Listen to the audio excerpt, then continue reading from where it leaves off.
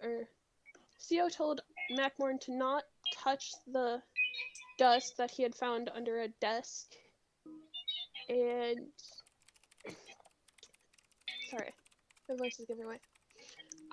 We all decided to go into the room after a bit, and I sent Iceland into the dust out of curiosity of what was going to happen, and they had decayed. I felt really bad. Then we decided to continue, and we went to the double doors. We opened the room, and we all walk in, and we find out that the bed was an illusion. Macmorn walked through the beds, and these little fireballs danced around for a bit and then turned into these fire toads. We had to fight them, but after a bit we finally defeated them.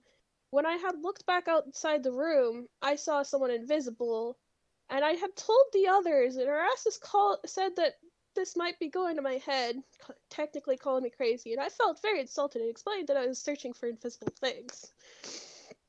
After a bit, it had grabbed the statue and pointed it towards CO, but it backfired, it seemed, and turned him to stone when Erastus decided to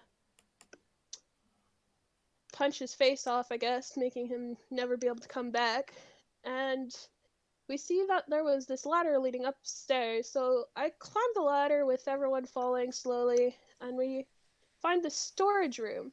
We go through some things and find some very interesting magical items.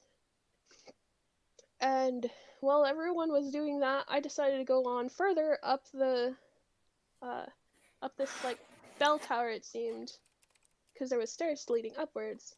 I had Iceland go first, of course, so I could see through the ice, and I found this portal. This time it was purple instead of green. And we kind of ended it there. We never decided to go through yet. Yep. Right. So you guys did find some items, and then you're just now making a decision on if you're going to go through the portal or what you're going to do next. Right. What fire spreading? Did we determine that it was? Yeah. So here, let me go back to that actually. So the fire did. So there was a fire that ignited over in here, and it is slowly spreading across the entire top area of this. If you even without a perception check, if you look at it, you would imagine that you have probably somewhere around 10 minutes to safely leave, maybe 30 minutes if it's going to be dicey. If this whole area doesn't engulf in flames and you can't get back down, it will kill you. So you would need to either be able to go down or up. The problem is that if this is a portal and it's your only way out and it burns down, well, then you're stuck. And we die. Didn't we say we were going to try and use, or somebody said they were going to try and use the jar, the water from the jar? Yeah, that's where we had left. That's where we had left, yeah. So it has you can look at the item, but it does have salt water and normal water, and it's a decent amount of gallons if you combine both of those. Wait, so for the alchemy jug, can we only choose one at a time? One at a time, yeah. Per day, or just one at a time? It's once per day, I believe. That's right. You won't be able to combine the salt water and the other water. I think you're right about that. Hold on one second. Once the jug starts producing a liquid, it can produce a different one or more of one that has reached its maximum until the next dawn. Yeah, I messed that up. You're absolutely right. So you would probably choose, I think, the salt water. There's more salt water than natural water. Mm-hmm. Yeah. Yeah, I mean, I'm game to do it if everyone else is. Yeah. I can start dousing it. I naturally have a resistance to fire, so I can get a little closer than most without suffering too much.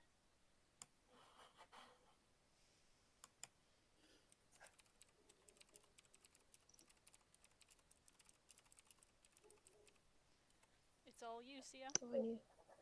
Cool. I'll take out the alchemy jug, set it to salt water, and I will try to start dousing that ever-growing fire.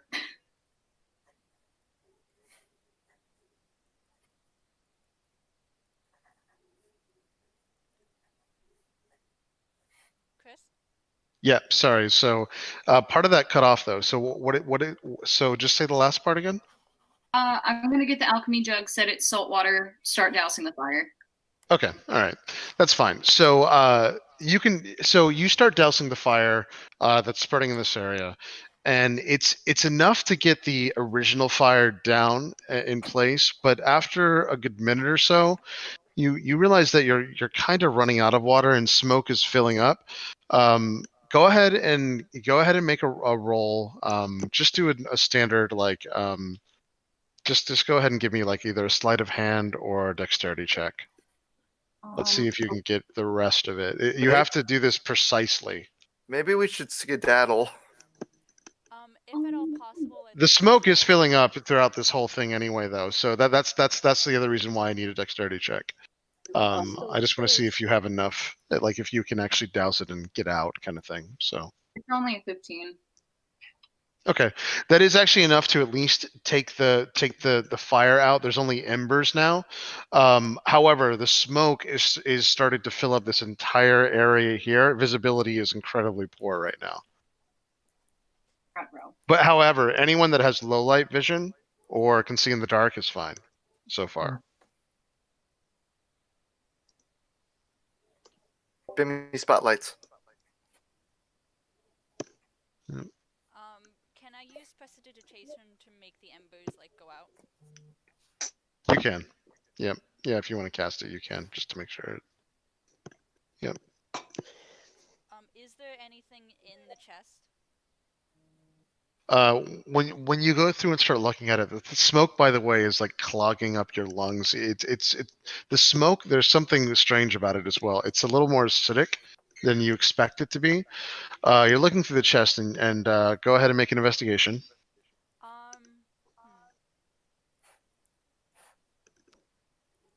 Does it seem like magical, or does it just seem more like just? You can make an Arcana check. I'll let you make an Arcana check if you want to do that first. Yeah. Can I give her guidance? Possibly. Yep. What did I do? Hold on one second, guys. Hey, Theo, I have a question. That's a 5 on the So dice, am I- so... 7. Okay. 7. What'd you get? I'm sorry. A 5? Total. 7 total. All right. You're not sure if it's magic. Go ahead and make a Constitution saving throw. Now that you're in it for a little bit. Yeah. Well, because I was gonna say, if I didn't think it was magic, I was gonna use Gust of Wind to try to disperse it. Gotcha. You don't believe that. I mean, you just don't know. So yeah, you don't believe that it's magic. You can try. Okay, go ahead and try to use Gust of Wind. Which direction, out of curiosity? And I'll get back to the map in 1 second. We ran into a problem apparently. Yeah, I would just be trying to like blow the wind not in a direction that anybody was standing in. So if I was standing kind of close to a wall, I would do it in that direction. Okay. Yeah, I'll bring us back to it in a second too. I had a glitch problem. What the hell happened? Let's see. All right. Sorry, guys. Damn it. We're gonna suffocate up here. I'm still All in right. the tower. Yeah. Well, if this is gonna be something we're dealing with right now, I'm gonna go ahead and remove 5 pieces of cloth Here we go. from my body, whatever clothing. And Yeah, take out I get what I'm gonna work with you on that. I'll Okay. just put that amongst the people. Yep. So let me show you what happens, Henri. So this is where you are here. So you were right here going through this, and you're trying to blow the smoke this way, correct? Is that correct? Yeah, because You'll see I when it. mostly Yeah. was trying to like dispel it or like disperse it. Yeah. Yeah. So Gust of Wind. What is the cone on Gust of Wind? Like, what's the range and everything? 60 feet long and 10 feet wide from a direction I choose. 10 feet wide. Okay, 10 From feet me wide. in a Yep. direction that I choose. All right. So you are able to disperse it temporarily, but it's basically like coagulating and almost like solidifying as you're doing this. It almost feels like little droplets of mud on your skin. It's enough that you don't have to make a Constitution saving throw yet, but you can tell this is dangerous and awful, whatever it is. And I'm gonna check the really quick and then like try to get to. Yeah. Fire. Go ahead and make an investigation check.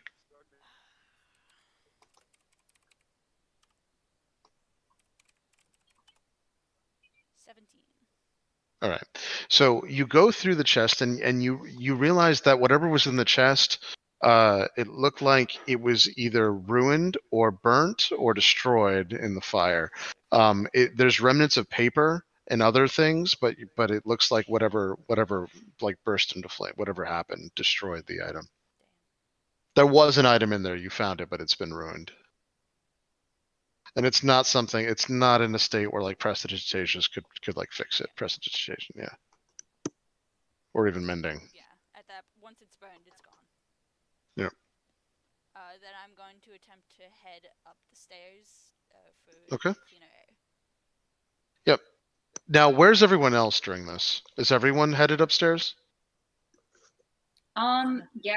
If it's starting to get hard to breathe, It is. I'm Yeah. definitely headed up. And I'll wait for everyone else to go first. Okay. All right, I'm up. All right. All right. When you guys head upstairs, the first thing you see is there is a rope ladder. It's relatively hard to climb just because of the fact that I don't know if anyone has ever tried to climb a rope ladder before, but once they're longer than like 30, 40 feet, they're just a little unwieldy. You can like spin around. You can basically go side to side. They're kind of a pain in the ass. So keep that in mind. Anyone who's not great at athletics, acrobatics, or just dexterity in general might have a tough time with these, but it is a rope ladder that goes up. I can be the last person to go, and I'll hold it steady so everyone else can go, and I'll assist everyone as they go. Yeah. That would be really great. Thanks. Yeah. Mm-hmm. That sounds good. All right. All right. So everyone is up. Let's go ahead and is everyone going to try to get up this rope ladder? Yes, I am. Mm-hmm. Who wants to go first? Try being the operative word. Yeah. Are you around, like? I will go. Sorry. Go ahead. I was just gonna say I will go second to last, right before Purivan, and just cast guidance on everyone as they try to go up, so Purivan and I can try and stabilize the rope ladder. Sure. Okay. Yep. I will be the second person. Whoever goes first, I want to be the second, so in case anything happens, I'm right there for him. Okay. I'll go first. Okay. Right, Erasmus. Are you going to stay? Is Erasmus in his metallic armor right now? Oof. Are you in the power armor or not? I am. Okay. All right. Ruh-roh. No, I was just curious. I mean, it adds obviously weight to you and everything. So, but yeah. Anyone with power armor. No, Yep. CHAR. Oh, is that how you transition between characters? Mm-hmm. Yeah. And if you don't I love it. remember the names, it's Carlist, because I have a whole bunch of freaking characters. And Oh, you All don't, right. So and you don't have to do the whole name. It's like if you just have two similar ones, you kind of have to. But like I had Henri and 100% Henri. 15 total. 100%. And all right. loaded it. Did you do athletics, acrobatics, or just straight up dex check? Straight deck check. Okay.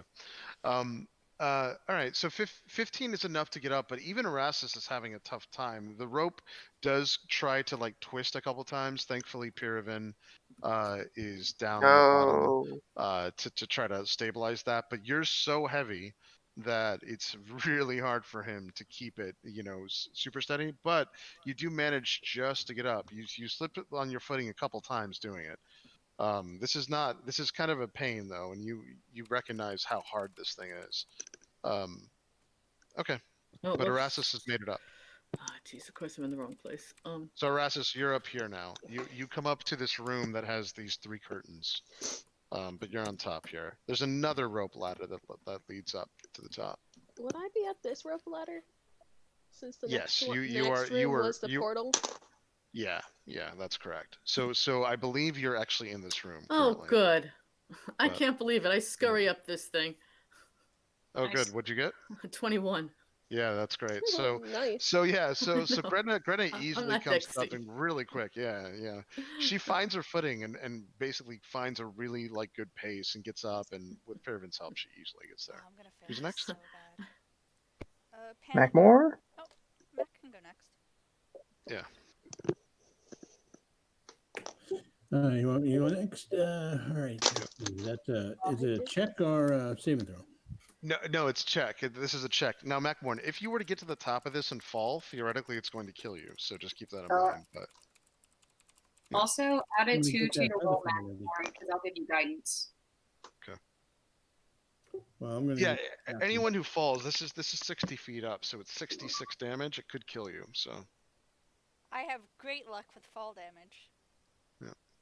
yeah. I remember I have Featherfall.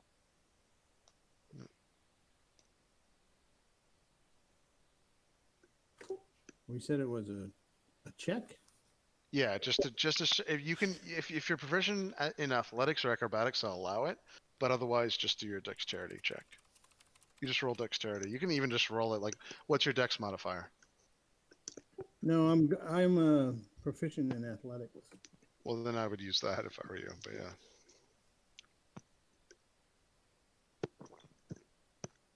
I think you can just do check athletics.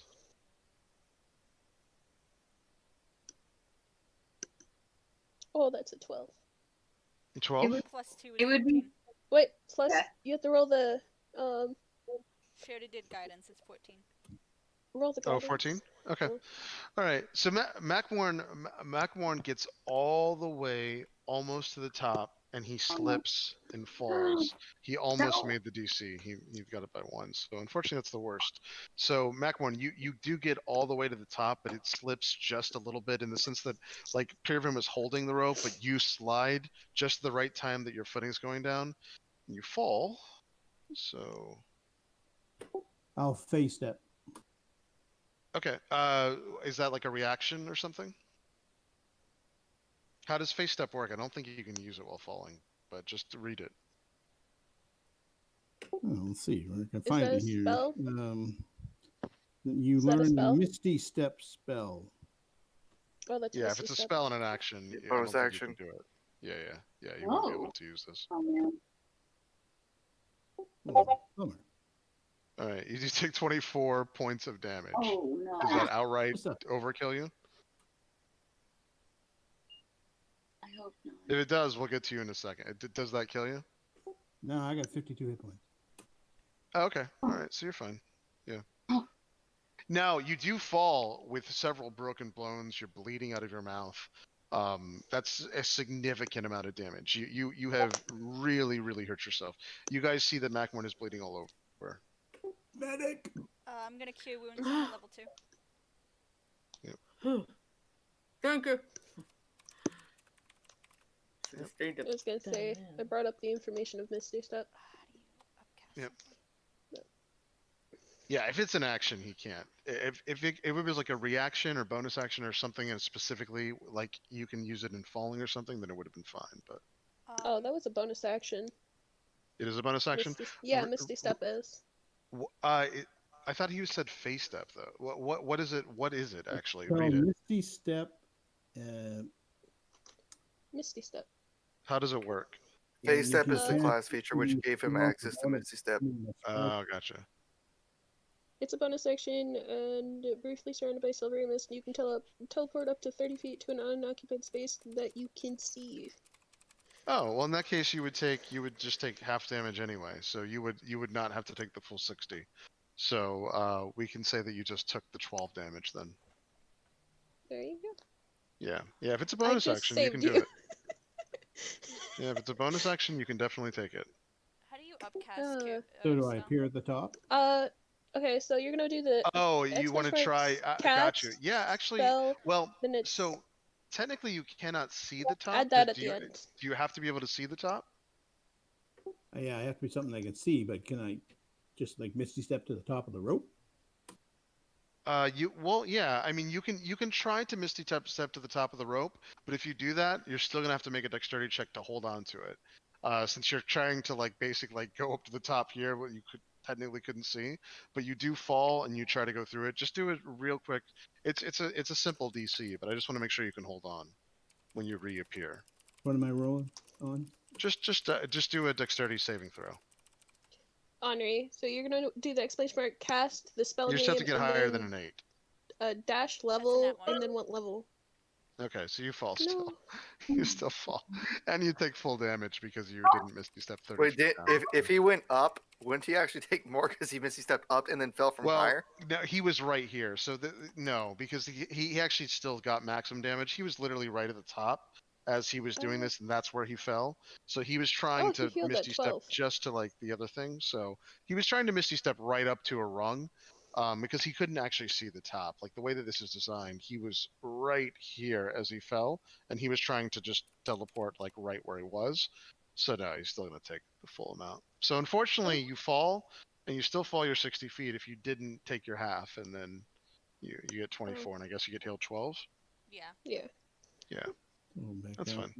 I said it was it's the dash level or LV then whatever level you wanted, but it's okay. I did do that actually, and it didn't work. That's weird. Yeah. This works for me usually. I did. All right. Dash level 2. All right. So Macmore, do you want to try again, or do you want to take a break? I'll let someone else go so I don't fall Okay. on them. Okay. Yep. Who's next? I already asked a friend on that, but I'm pretty sure it should have been that. Pan, you gonna make it up there? I can try. If I fall though, it was nice meeting you all. Likewise, my fish friend. Yeah. Add a 3 to whatever you roll. Yeah. Yeah, the rope, you can tell, is still unwieldy. Like, Pyravin's doing a really good job at holding this. The problem with the rope is that it's almost like it's designed to be a pain in the ass. Like, the ropes on the sides are really, really thin. The actual rope itself is thin. And as you get up to the top, Macmorn, you notice this because you fell. Each of the steps is thinner and thinner and thinner and thinner until the very top. It's almost like the rope was designed to be awful. But anyway. Go ahead. I'm going to ask one of the guys to throw a rope down so we can tie it on us and we can keep attention on it as we go up. That's a that would work. For my acrobatics check. Yes, so you go up really, really easily. You're like, you can't even believe that people have had problems with this thing. Although you do notice that as it's going up, you notice the same thing. Each of the rungs gets a little thinner, and the actual rope gets less and less as it gets to the top. So, but you get up there. Who's next? CO? Okay. Well, why don't we see if Matt can go up first? That way I can provide guidance. We can see if Erastus can, throw a rope down to ballast him, and then maybe Barry could help as well. What if he just holds on to the rope and we just pull the whole thing up?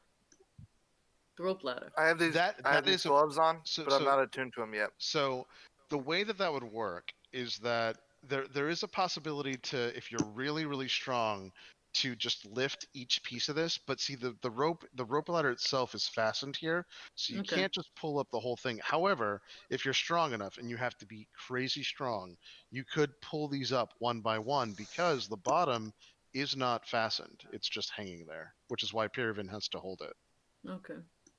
But you would have to be incredibly strong to do that. I am not. Yeah. Yet. So you'll go up to Erastus and see if Barry could provide assistance, or if he could throw down another rope just to give Matt some more stability. I can throw down a rope, but Barry's not very strong either. So that's right. Barry can only hold up to 15 pounds. So Demi is not either. I'm not so weak. weak. Could help stabilize him, Mac, or the rope. Yeah.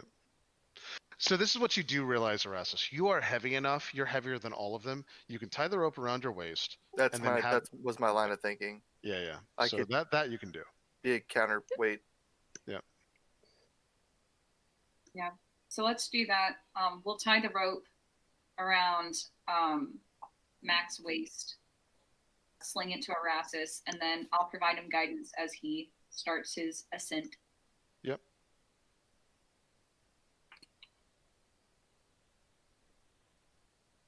All right, Mac. Go ahead and do whatever you want, but if it's straight dex, just do a dex It's, check. 9 plus 110. Oh. Yeah, Such a good athletics you fall mod. again. Now, thankfully, it's around your waist, and Erasmus uses it to counterweight. But of course, you're going to fall all the way, and it's going to run tight at the bottom because Erasmus couldn't, of course, like make this halfway to you. So you still take damage, but it's not very much. You only take 3 points of damage because it hurts your back every time you hit it. But it's much better than hitting the floor. Go ahead and try again, but do take your 3 points of damage. Sounds like And then real try life. again. Yeah. All right. I found out. I kept on messing up. It's just L Okay. instead of LV. Come on, But Mac, it, you I mean, can this do this this. rope. Yeah, Mac, the rope does suck. I mean, you're actually surprised everyone's like had such an easy time. Like this is a really dangerous rope. So, well, a rope bridge, but yeah, or a rope ladder, I should say. But Mac, do you want to try again? Be worried about not being able to assist you get up. Yeah, I'll try again. Okay. Oh, thank God. He made What'd you it. get, Mac? Woo! Okay. He got a 15. Yeah. So you just make it up the rope, and you're able to get up. Yeah. Yep. With guidance, you're able to get it. All right. Who's next? I guess it'll be me if it's just me and Pierre left. Well, I think we could pull him up. I'm now. untying the rope and throwing it back down. Yep. Okay. Are you sure you can stabilize the ladder by yourself? I can try. So you can't, but Pyravin, so it does increase the DC, but you're pretty good at this stuff. So we'll see what happens. Well, I got a 17 strength, though. If I put the gauntlets back on for a second, 19 strength, and with Greta, I think we could just lift the person Yep, up. I think we could. Yeah. I can help. I ain't so weak. I mean, okay. You If wanna there's try? rope, Okay. yeah. Yeah. So a 19 strength, it does mean that you're strong enough to do this. You still have to roll just in case you get a 1, but go ahead and roll. I'm helping him. You're only going to fail in a 1. That's fine. You can. However, even with advantage, if you get a 1, even with advantage, I actually wouldn't. It's better for him to do this on his own, All just right. because he's gotta be the one to really pull this up. All you could have done is helped if he slipped anyway, but that's just going to complicate things. It could make it so that he like messes up. So go ahead and roll without advantage, and if you roll a 1, we'll resolve it. But other than that, it's going to work. So.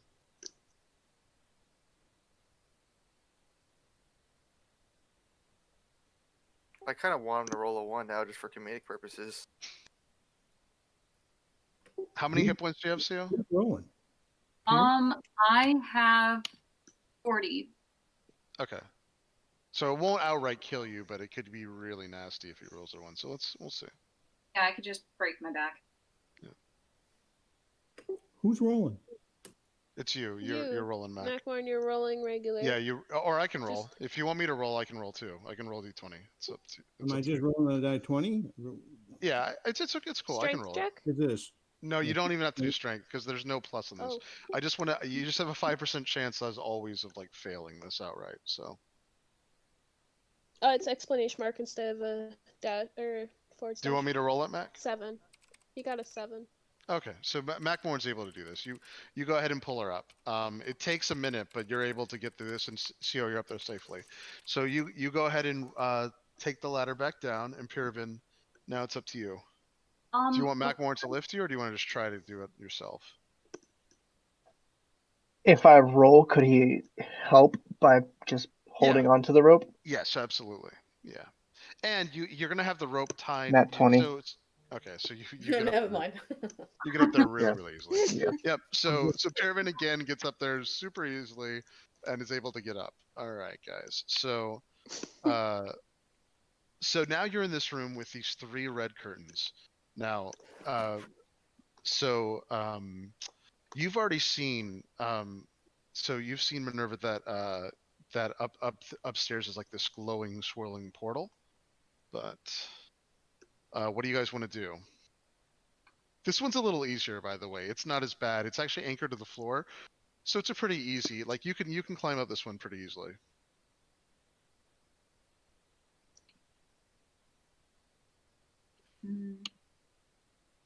I will Might as well remind you go. that there is a portal up there, but this time it is purple. Yeah, Miracle. Sorry. I think I called you Minerva, but Miracle, yep. I didn't even But anyway. hear you say my name, but okay. Yeah, I think I accidentally called you Minerva or something weird. But anyway, so Miracle, as so you know there's a portal upstairs, but other than that, yeah. But this one is easier. So it's just as high, by the way. It's like 60 feet, but it's anchored to the floor. So, and Minerva, you were able to at least see up there. So You did it again. Yeah, because of Iceland. what did he do? You did call me Minerva. Oh, I'm sorry. I'm an idiot. Miracle. Yeah. It's alright. I'm wondering who Minerva is. I don't know either. I have no idea. So, yep. All right. See, in game now, who wants to go call up? something different every time. Yeah, exactly. Who wants to go up? I'll go last and assist everyone. I will go first again. Okay. Oh, All yeah, right. I'm gonna go second to last in case anybody falls. I can spare the dying him at least. Yep.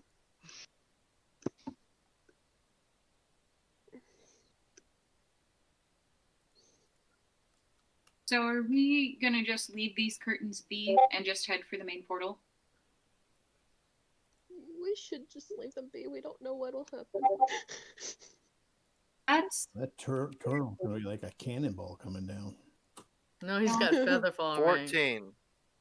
14. Well, this one's easier. So 14, you were able to make it up. It was perilous a couple times, but you were able to make it up all the way. Oh, I didn't give. Oh, I did. I'm gonna try and do a little dramatic flourish at the end, just like Pyramid does. Okay. Yep. You do it in a clumsy fashion, but yes. Yep. What's he doing? Yep. Children in a golf clap. It's baby's first rogue. Yeah. Yep.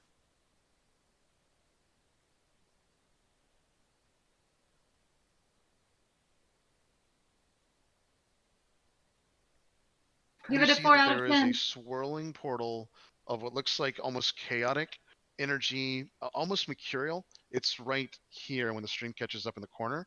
And it's very clear that this is a portal to you.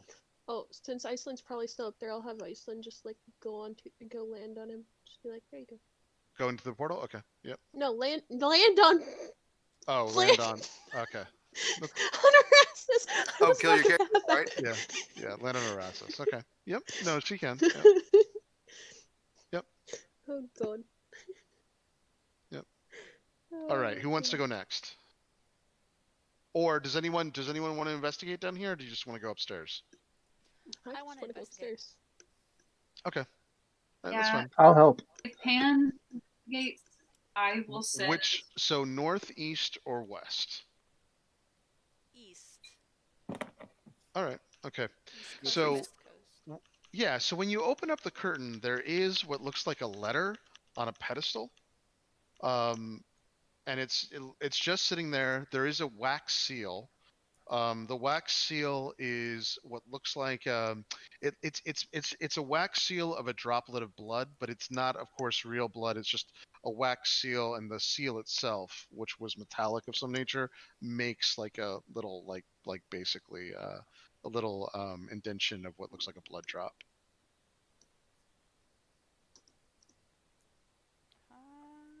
I don't know that I trust that.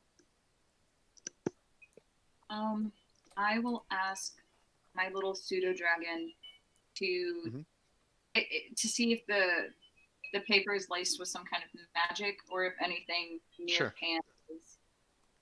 Yeah, so he looks at it and he says, "Nope, it's not glowing. Nothing's glowing here." It doesn't seem as though it's laced with magic, but that's not to say it couldn't do something weird, I guess. Yeah, Purvin already went up, right?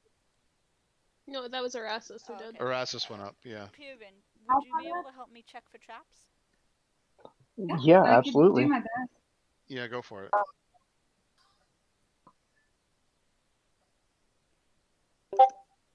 $11. Oh no. Isn't traps It doesn't. investigation? Nothing looks. Nothing. Yeah, it is. It is investigation. What did you roll? He rolled sleight of hand. Sleight of hand. 1 Oh second. yeah, no, that's to like disarm a trap, but you have to figure out if it's trapped or not. You have to roll investigation. Can I give them guidance? Because I'm not good at this sort of thing, but I can help. Uh-oh. 7. Oh, that's worse. It doesn't appear to be trapped. Meta I this. can ask if you want me to try seeing if there is. Sure. Nice, Okay. it's a miracle. Doesn't look like I can see anything. 13? Yeah, it doesn't appear to be trapped. Doesn't appear. Wait, Yeah. did you say you assist me? Yeah, I asked if I could, but Oh. I don't Yeah, know. you can.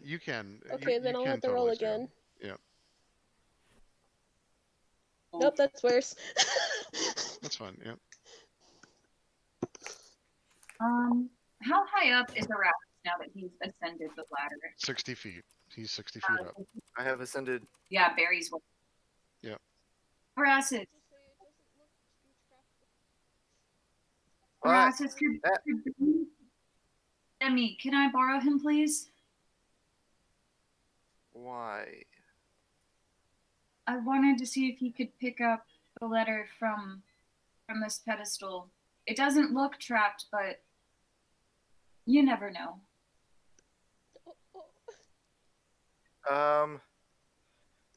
I guess Let's go ahead and check the other ones out before we move anything.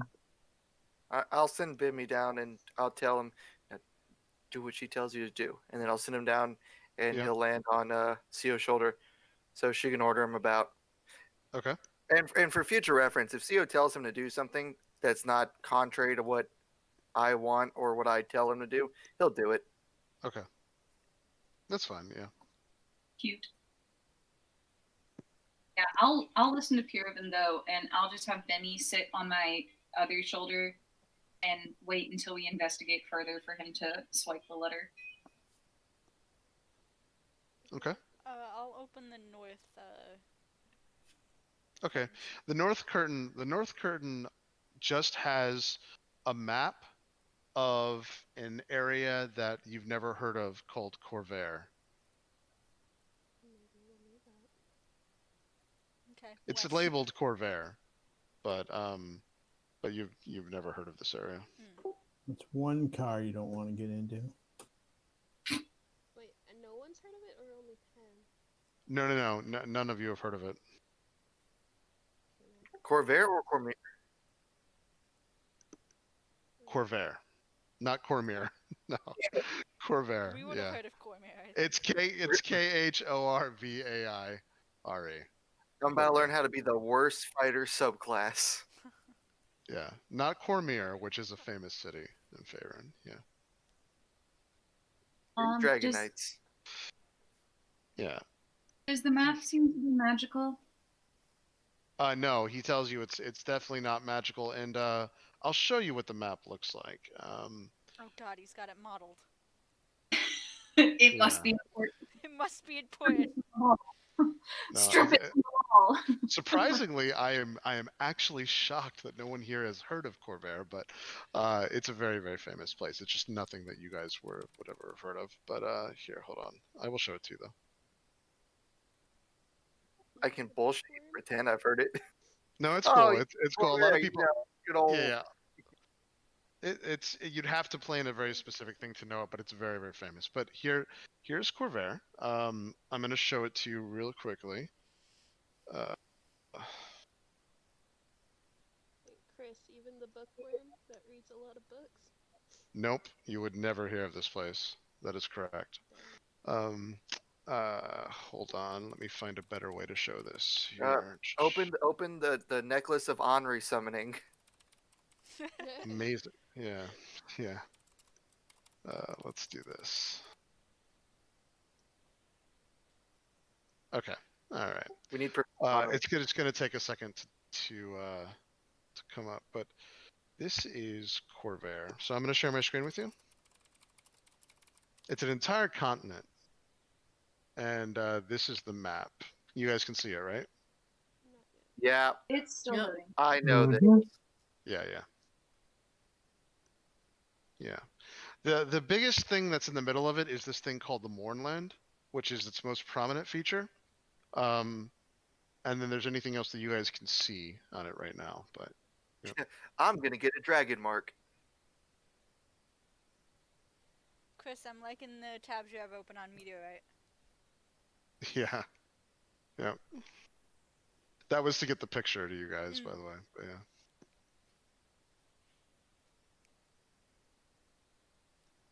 But yep. So that is Corvair. Amanda, if you look closely, you can see Brother's house. I can, if I look closely, I can see Brother. Yep. Here you go. All right.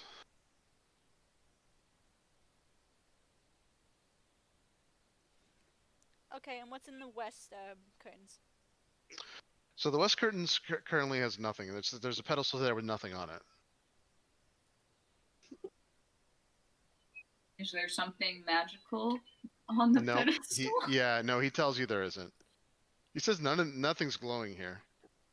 He looks everywhere. He doesn't just look at these pedestals. He looks at the curtains, everything around it. There's nothing glowing. You guys have a gem of seeing, right? Yeah, we actually do. Oh. I have it, don't I? It's in the bag of holding if you don't have it. Would your pseudo dragon be able to see an invisible item or just magical items? So far he hasn't. No. Just magical. Yep. He's different from yours. I love him greatly. I also painted his mini.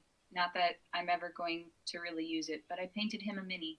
Aww, so cute. Do you want to? Oh, I can't even ask you to use the gem because I don't know you have it. Their gem is different than yours. It's an amber gem. Yeah, by and the it's way. only got one charge, right? I mean, That's right. I could try the invisible thing because I have see invisibility. I mean, we could do that, or we could maybe throw some dust over it. We still See invisibility, by the way, and it may not matter here, but just so you know, as a player, see invisibility is not the same as true sight. Just as a heads up. Mm-hmm. Yep. Yep. Cool. Does anybody have dust? Yeah, we have some gargoyle dust saved away still in the bag of holding, but I'm not too sure how much we have left. Right. Was Bimmy going to do anything with the letter, or are you guys just waiting? I was gonna wait until we investigated everything. Sure. And then have Bimmy swipe the letter. Sure. As I'm digging through the bag of holding to pull out this dust for whoever wants to throw it on the pedestal, can I investigate the map and see if it's pinned to the wall or if it's adhered fully to the wall? So you can go ahead and roll an investigation check. I give myself guidance. Yep. And then, oop, that's not how you spell roll. Oh, you can just do R instead of typing out roll. That is true. That's only an 11. Okay. Well, it doesn't appear to be trapped or anything. I know that's not exactly what you're looking for, but you don't find anything weird about it. And on top of that, it does look like it's secured to the wall with just pins, meaning they're like little small nails that you're pretty sure you could pry out. Yeah. Once we investigate further, I may take the map off the wall for funsies. Don't know if it'll ever come up again, but who knows? Are there any marks on the wall, on the west, behind the west curtain, that would have been where there were little nail marks or anything? On the west curtain? Yeah, there's nothing there. No, that's a great question. That's a great question, and there's not. Yeah. Okay. That's a really good question, but there is not. Yeah. Do you want me to try using the see invisibility? If you want to, you can. Or we can throw dust on it. Just so you don't have to use all of your magic. Alright, we can do the dust and see if there's anything if you want. Okay. After you, madam. And I'll give you guidance to throw dust on the pedestal. Achoo. Oh wow, it's a +4 to whatever you roll to throw dust. You don't really need to roll to throw dust. Oh, you have a +4 to whatever you roll next. Okay. Roll for dust. Within a minute, though.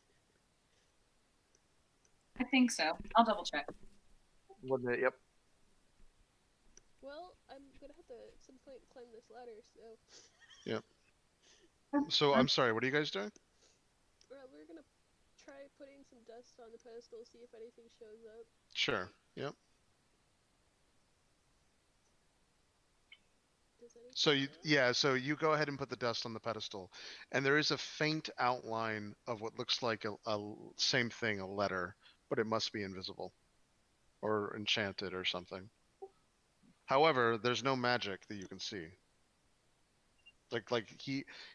So far the dragon's been able to see magical objects, and he didn't see any magic outline to this thing.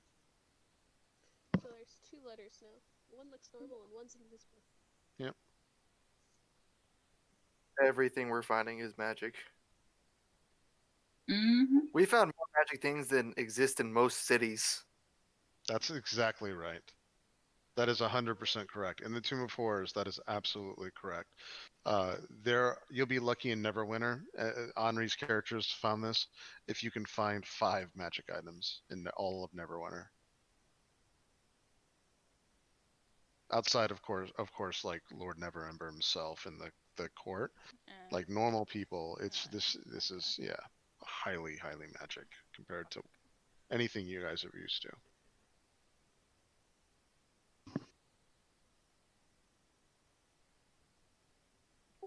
Who wants to deal with that guy? Nobody.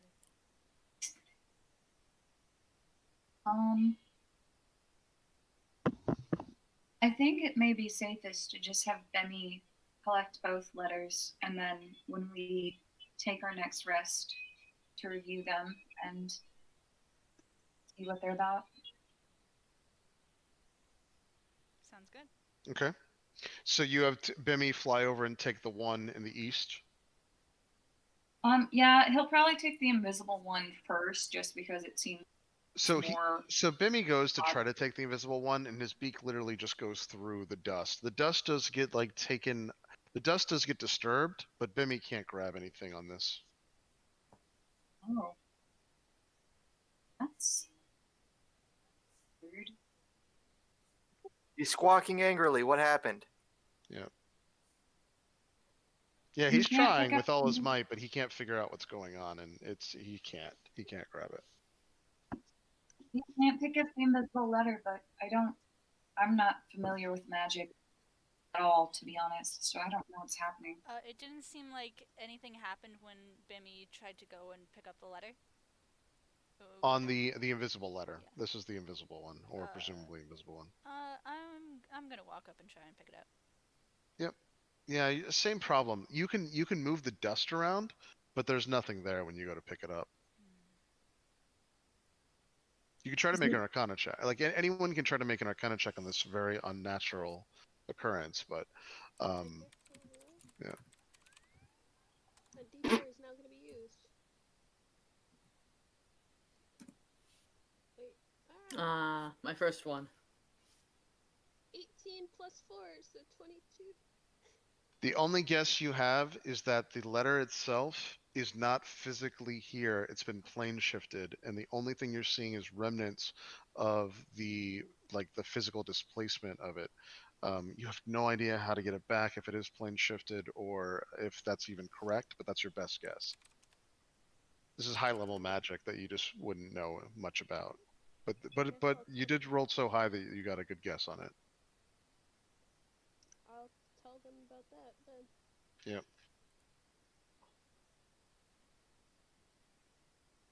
But it does make sense to you. This is why Bimi, I mean, it's not Bimi, God. This is why your pseudo dragon wouldn't see a magical outline. This is just literally harmonic, residue from the other item in a completely different plane that's tied to that single space. But there's no actual magic connecting them at all. This is just a weird, physical side effect of an item that's been plane shifted in a certain way for all she knows. It's very possible there's much like more stronger high level magic going on here. But assuming Miracle tells us that, and I said I did. Yep. Theo will assume that there's no way to collect the letter since it doesn't seem to be on this plane of existence. So she will have Bemi go pocket the other letter. Okay. Bemi is able to take the other letter and go through it. The other thing that you think about right as Bemi takes it, you think that it's very probable that if someone had high enough level magic to do something where they could take a letter from another plane or go through it, it's possible that maybe this is used as some kind of very high level, very powerful, magical delivery system, like mailing another plane of existence delivery system, potentially. Look for the tracking number. Yeah. Very, very expensive, crazy powerful, high level way to get messages across.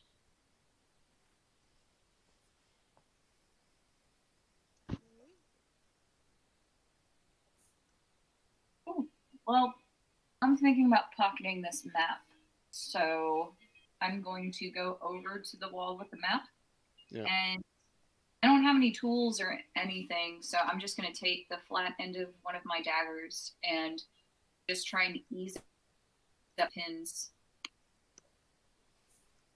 Yeah. So you can.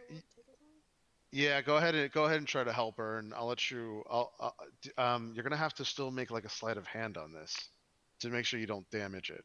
You won't damage it really, really badly if you're taking your time and being super careful, but there's a chance that you'll put scratches on it that can obscure things. So you'll just have to be careful. Is that? Did someone say they were helping? Yeah. Yep. I did. Yeah. Yeah, you can hold it. You can hold it in place and make sure that she's like, you can like give her advice and says that's fine. You can help her. Cool. And then Go for I'm myself guidance. Yep. Go for it. 2. So they were both 12s, and then that'll be a 19 total. Oh yeah, so you're able to do this not only easily, but you do it without any damage. And once, I'll go ahead and give you the official map of Corvair, so you have it. But you do have the map. You're able to take it off. Okay, Shanna.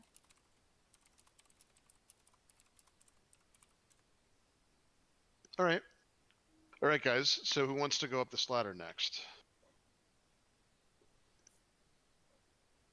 Can go. I'll give her guidance. Yep.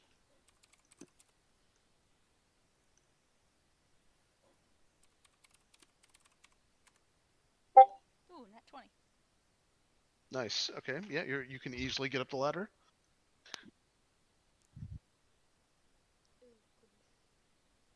Wait, who's still on this floor? Myself. Macmorn, Piravin. Yeah. Who else is? Gretna. Me. I only Erastus went up. She's the only one. Yeah. Okay, so now Erastus and Pan are up there. I'll go. I'm right here for you. Guidance. All right. Doesn't need it. 21. Nice. You learn from your mistakes.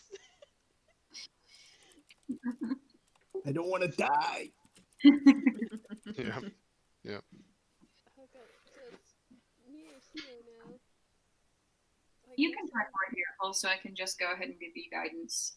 You probably won't need it for the off chance. Oh wait, I just noticed Mac just used athletics. You can't use athletics? No, you can. It's fine. Oh, okay. Yeah, you can use athletics or acrobatics to get up this ladder.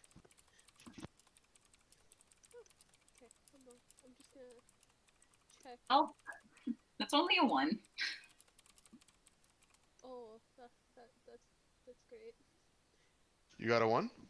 No, Oh no, I'm for- guidance. Yeah, Guidance is a don't 1. throw She didn't around the word 1. That's a 13. 13. No, it's enough. 13 is enough on this one because it's secured to the floor, so you're able to make it up. Okay. Yep. Gretna, you want to go or? No, you go ahead. Okay. Guidance on myself.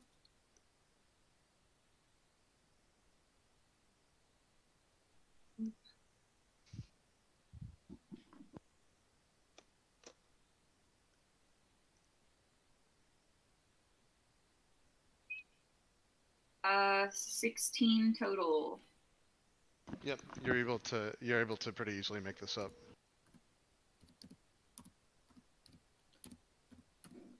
All right. Oh, good. Red. And I scrambled up this one too. Yep. Irvin, your turn.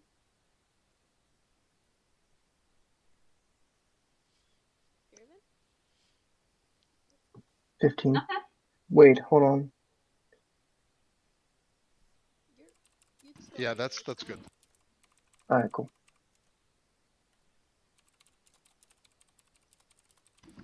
Yep.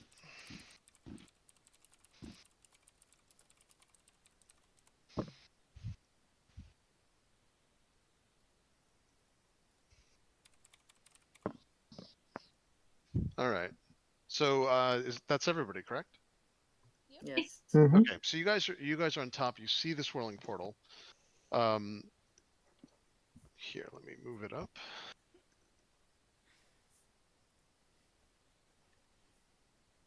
Are you guys going to do it? So as you look up into this room too, this room is just a very nondescript stone, like basically just stone tower room.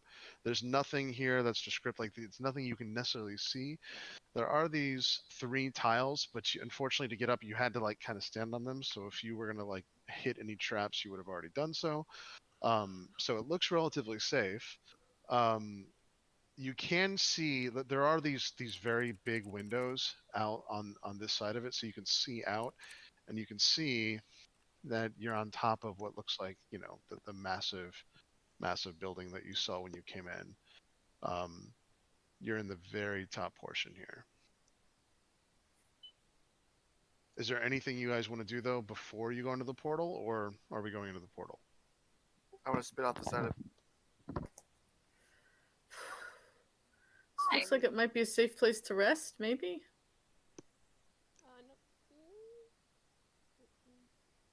No. Um, Can.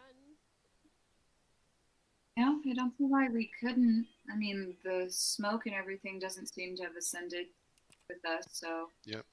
If we needed to take a break, I don't see why we wouldn't do it here. Because what's on the other side of that portal, if, you know? Right. Good point.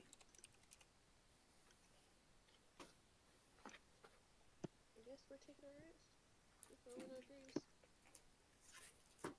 Did we want to take a short rest or a longer rest? I don't know when we last took a long rest, now that I think We about haven't it. taken a long rest in a long time. What do you mean goodbye? Yeah, Good it's night. been like 2 or 3 sessions. Love Yep. you. Yeah, so We if don't we're know when open, we're going to get another chance. Love you. yeah, that's a good point. We might as well take a long rest here. Okay. Yeah, so everybody go ahead and take a long rest, and we'll use this time to take a quick like bio break as well, and then we'll go back. But go ahead and do a long rest and do everything that you need to for that, and then we'll take 5 minutes and come right back.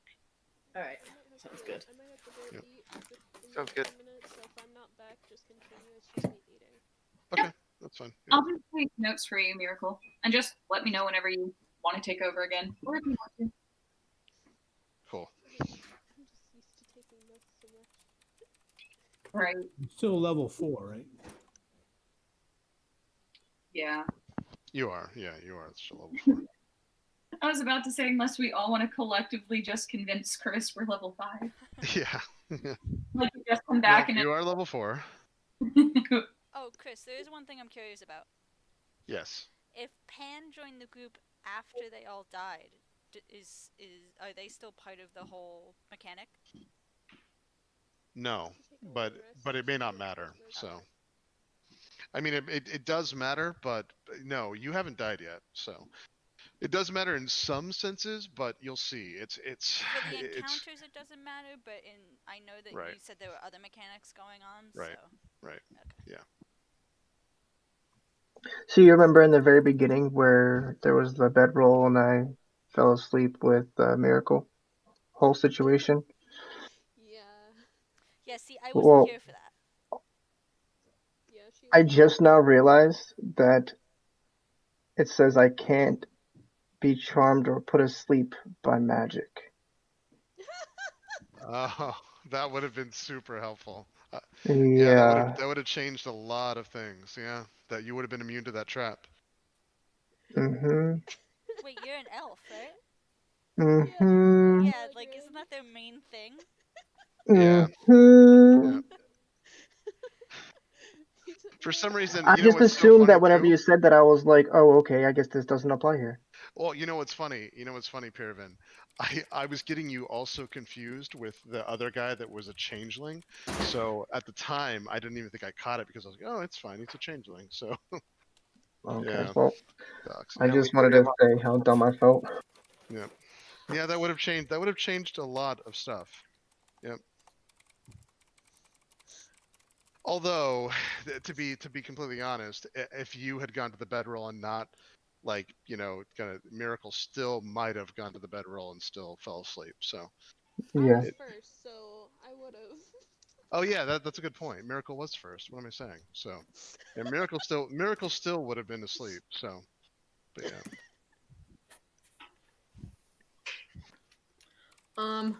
So after this long rest, I'm gonna find out what that helmet finally is that I've been wearing for the last month. Oh yeah, I'm taking the gauntlet. Yep. Oh yeah, that ring I have too. Yeah, we also have rings that I think Erasmus Miracle and I think Sio or Puravan or Gretna had said they were wearing. No, I'm wearing the helmet. You're wearing the helmet. Yeah. Wait, Erasmus, someone else might need to take the other ring Erasmus have because you can only attune one. That's right. Yep. Oh yeah, you know what's weird though? Yeah, it's you can attune up to 3 items, but you can only tune 1 at a time. Okay, It says, yeah. I'll give Mac this mystery ring, and I'm taking the gauntlets. Yeah, because then you had that one mystery ring. I think Miracle was wearing one, and there was a third one besides. Yeah, I'll be right back, too, guys. Hold on 1 second. Okay. I thought you had it, Sio. I can say I had it, but I didn't remember doing it. But I'll take it and test drive it. This mystery ring's not gonna Dumbledore me, is it? We don't know. what these rings Have are. no idea. Yeah, that's that's no. Oh, yep. Hey, Sio, if we start by the time I'm not back, do notes. I gotta go eat. No problem.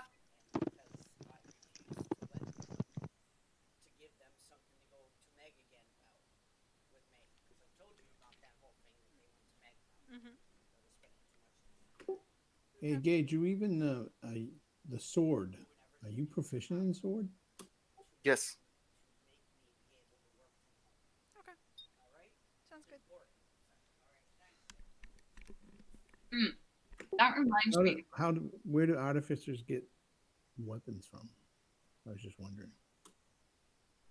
I think it's a turtle thing. I'll have to look into it.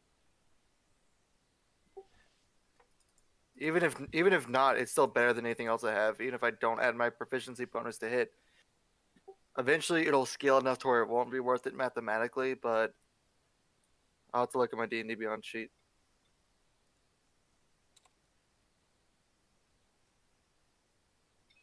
I thought you'd be better off just using your gauntlets, not you. Or are those not available all the time? The gauntlets aren't available all the time. Only when I'm in my power armor, and that has limited uses. Okay, makes sense now. That reminds me. So there were a few things I have written down, but I didn't put in the bag of holding because I thought people were hanging on to them. Speaking of daggers, Gage, did you give Mac or Puravan needle? Puravan. Gage, give Puravan needle. Okay. I might just put notes of that in our inventory so we know.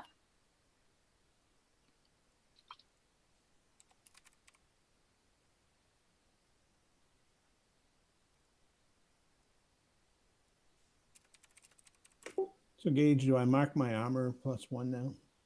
Yeah. I'll +1 your armor for you, and I'll keep Bimmy up as my. He's not going to be a homunculus servant anymore, so I'll keep my +1 All right, I'm shield back. and +1 armor. I'm back. Okay. All right, so you guys are going to go through, and so you're doing the helmet, right, Gretna? Yes. All right, let's do that one first. I probably would have asked to attune to the potion if it was able to be attuned to. The weird potion crystal stopper? is not able to be attuned to, yeah. And I guess in the meantime as well, I'll try to attune to the dagger that I have no idea how to pronounce. Yep. Okay, so you are going to attune to the dagger. Okay, cool. Mm-hmm. Hold on 1 second. Yep. Oh wait, Pierre, you're attuning to the dagger with mending or the very auspicious evil one? The very evil one. Yeah. No, that's totally fine, and it's also fine for you to do that in secret. Like no one has to know you're attuning to it, so it's fine. No, I want to make it very clear that I am going to attempt it, and anything that happens is on me. Yeah, so then a conversation can be had about it in that case. So before you do that, Sure. That's fine. Yeah. Yeah, guys. While we're all waiting, I am gonna take a look at this, especially for what I seen whenever I first grabbed it. It's not that I'm interested. There's this dark calling I've always had, and I want to continue to follow that dark calling, whether it be good or bad. I just have to know. Bitchin'. That sounds unnecessarily dangerous, in my opinion. Just with what we know of that particular demon, it just seems, or devil rather. I'm not going to stop you from making that choice. I just want to voice that I think it's dangerous, not just to you, but to us as a whole. I think it could. I myself am already dealing with my own demon that's more terrifying than the demon within this dagger. And this is something I haven't told you guys, and I didn't really want to tell you guys because it's mine to deal with, not yours. I've always felt like I've been friendly and nice, and I've tried to help out where I can. But in certain cases like this is something that I have to do personally to make sure that I continue along the same path that I should be continuing on. That's ominous. It's ominous, but I respect your ability to be forthcoming about it. Yeah, I'm not going to stop. You have your reasons, and I respect that you're willing to share that much with us. So if you think it's for your best interest, then you should do it. But if it does go south, don't think it means I don't care about you if I have to try and restrain you. Okay, within this conversation, who's listening and who's engaged into it? Oh, I'm listening. Everyone can hear it because you're in a very small room. Yeah. All right, I'm going to sit down and cross my legs and look at all you guys and be like, whenever I was very, very, very young, both my parents died, and I was orphaned at a very, very young age, and I have no idea who they are. But to this day, I am constantly hearing voices in my head. I am constantly seeing things, but it's not something I ever bring attention to anyone because I don't want to worry anyone. So yeah, now you know I'm slightly crazy. That's that, but I'm a nice person, and that's all that matters to me. That's all that matters. I appreciate you having that outlook. That's the same one I try to have as well. I just hope that the dagger doesn't change anything about that. Like, doesn't change you from being a good person. I hope it doesn't affect you that way. I hope not either, but as someone who's also lost their parents in a mysterious manner, I respect the lengths you're going to in order to find out what happened and why your past seems to be haunting you. I respect it. And if you ever need someone who can sort of relate, I'm always an open ear. My dad tried to eat me. Well, Different. I feel the Everybody same like way turns their everyone head. else What? feels. I'm sorry. I don't know what else to say. I appreciate you guys being so open about it. That makes me feel better about it too. So thank you. Of course, we're here for you. But do what you feel is best. With that being said, what was it? Retina. Yeah. You're tuning to that helmet, right? Sio's Yep. literally just writing in her book a list of inventory for the group, just to make sure we all know what we have in case we lose something. I'm currently attuned to a blue book, and now it's going to be this helmet, whatever it is. Maybe it'll squish my brains. I don't know. I hope it doesn't squish your brains for your own sake. Me too. Me too. All right. You're too dense to squish anymore. That's a lot of brain to squish. Oh, no. Thanks, guys. Mac's gonna attune to the mystery ring that. Yep. So you are able to go through and finally attune to this helm. By the way, when you wake up, and the helm is a helm of comprehend languages. So like it's in D&D Beyond, but when you're wearing the helm, you can use an action to cast comprehend languages.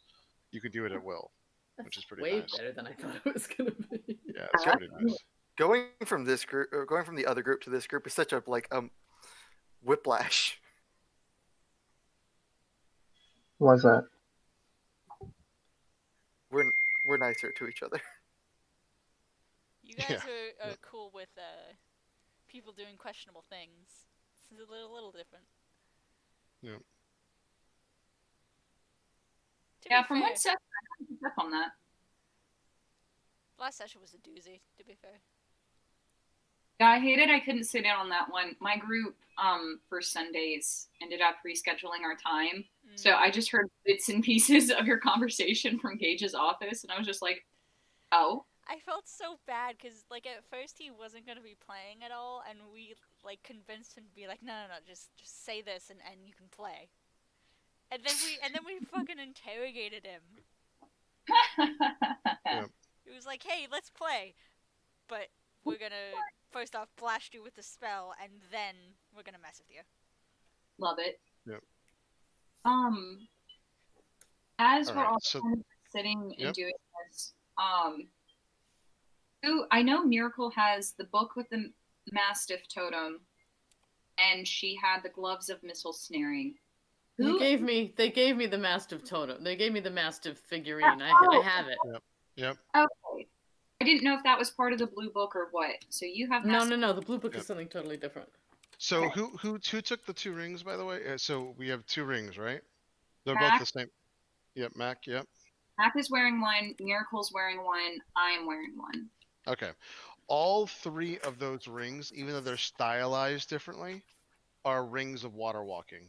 They allow you to move across any liquid surface as if it was solid ground while you're wearing it. I love it. Yeah. Presumably, and you think back to where you found those items, and it makes sense because you found these items in an area that was completely surrounded by water. So, but those are rings of water walking. That's cool. That is cool. The only other thing that I don't have accounted for is that magic lantern that we found when we fought that 7-foot-tall skeleton. Right. Which no one's I think that's in the bag of holding unless someone was trying to attune to it. Yep. Because I remember it did something. Oh, and let me get you your dagger too. Hold on 1 second. Yeah. And I'll get you the model also in a second too, but hold on. That's one that's fully modeled. Let's see. This is also in D&D Beyond, by the way. So once we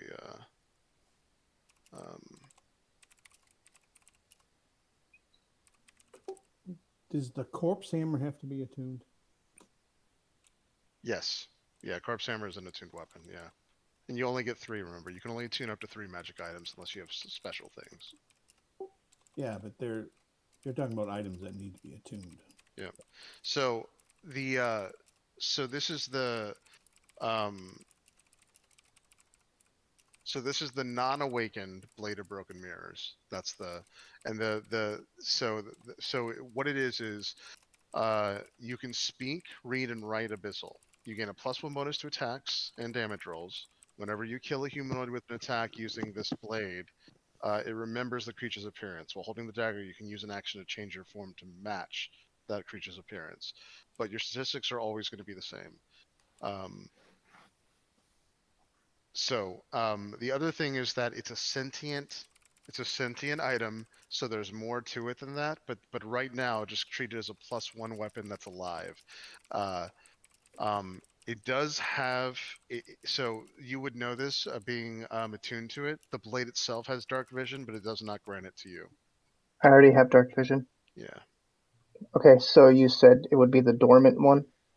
Yeah. I'm back. Yep. But you can now speak, read, and write Abyssal, and you get the +1. Perfect. Yeah. I can understand it. Yep. And if you can do whatever it takes to not only awaken this, but get it to like you, go through it, you can see that this is a pretty freaking amazing item once you look at it in D&D Beyond. But again, and thankfully, some of the items need to be on tell you how to awaken them in the thing, which is fucking garbage. But this one doesn't, which is great. So, this is a really, really good weapon if you can. God forbid we get the extra help. Yeah. That would be the worst. Yeah. Alright, so we're talking about magical items right now? Yeah, this is what they're tuning to. You were wearing one of the rings, so you have a ring. I believe you're wearing one of the rings, right, Miracle? So you have a ring of water walking now. It was Mac, Miracle, and CO.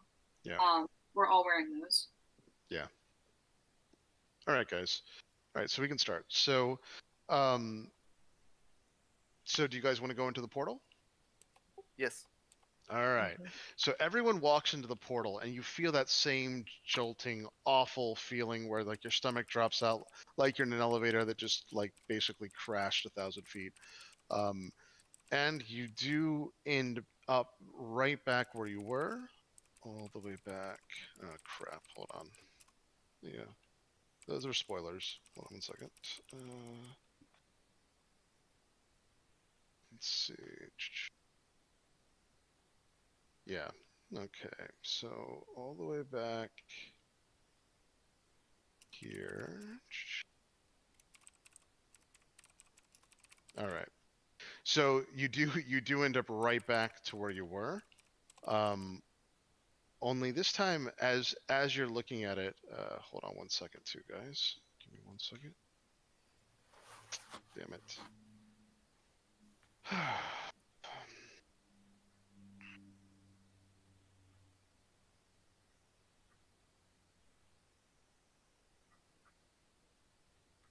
Oh well, that's fine. Anyway, as you get back, the only thing that's different there is a it's just broken right now, but there's no hole here. There's actually a way to go forward. You do see there is a difference now. So as you come back, you see that there are 3 different green-skinned humanoid creatures standing, and they're all in chainmail, and they're standing in front of you. Let me get them out. Hold on. When you say back where we were, do you mean in the tomb? Which back where we were? In the tomb, yeah, back right where you teleported from. So if you remember, this you teleported from here. You can see the stream, right? Everyone can see the stream. Okay, but it's so there we go. Yeah. Okay. All right, so you literally teleport right back to where you were when you teleported out the first time. Everyone should be here. And the only difference is that there are 3 green-skinned. They vaguely look male, and they're humanoid, and they have chainmail on them, and they look more like this. Yeah, let me show you the picture. Hold on one second. We're just using placeholders for these guys, but all right. Here, I think it'll show it to you in a second, so hold on one second. Yeah, you should be able to see it in 1 second. That's what they look like. So they have crossbows on their back, they're holding two-headed swords, and they're in chainmail, and they have a green complexion. You guys can't see this, right? Yeah. Okay. I know what those are. Yeah. They're not good. Do they? I'm gonna just as an action do my helmet thing. Comprehend languages. Mm-hmm. Cool. Yep. Yep. As an artificer, do I get a shot at identifying those? Because I know. You can try. You can try. Yeah, you can try. Yeah, go for it. Which check? Arcana? Yeah, it's Arcana. It's definitely Arcana. Is the Demonomicon the picture book? You could try. You could totally try. Now, they have not noticed you yet. They haven't noticed you yet at all, but they're in the back doing something there. I'm at guidance. Yep. You can take guidance. I don't know if that was a question, but you're welcome to.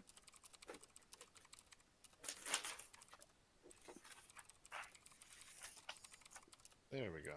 Yep. Okay. Hey, Chris. Yes. That would be a natural 20 plus 7 for a 27. Okay, you got it then. All right, so you know that these are Demos Megan. A Demos Megan is a magically created human-like being created by wizards. And there's two other kinds, right? Yes. So except for this is specifically though a Demos Megan. So they look like humanoids with green skin, but they're actually constructs. When one is, you remember that when they get wounded, their blood is like the color and consistency of mercury, but they exist purely through magical means. When one is killed, they serve a master. Yes, and when one's killed, its body disappears, usually in a burst of like harmless flame and cloud.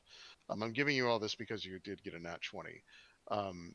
Megans do make, so Megans, especially Demos Megans, make ideal servants because at creation, each is instilled with an instinct to protect itself and its creator, and it follows its creator's instructions without hesitation.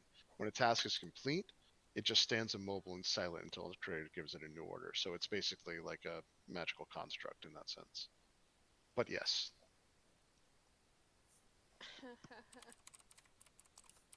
Guys, this is a guard thing. Basically, like, and I'll kind of roughly explain them. So these are not people. They are fake people, like Bimmy, but they're just really, really better made. Sorry, Bimmy. And they have what was it? Oh yeah, they like follow commands to the T, and if you kill them, they like blow up.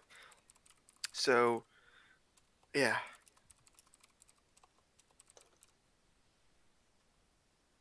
There's so many interesting things in this place. Have they heard us? Doesn't appear to be. As a matter of fact, they look motionless right now. Even if they had heard us, if we're not interfering with their protocols, they wouldn't do anything. Can I see if they're in the Demonomicon? I mean, I imagine they're probably not, but Now, in an effort to the try one thing you do know that yeah, you can try. You can try to look at them. The one thing you know, if you kill them, only their body bursts into the flame and disintegrates, but their stuff stays behind. You would know this. Yeah. So we can get their stuff, but these aren't guys you want to tussle with unless you have to tussle. Tussle? Tussle. Okay. Tussle. Let's just try to walk past them.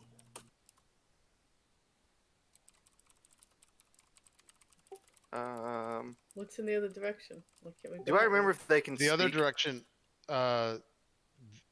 they have no intelligence of their own. they can speak as a projector, but that's it.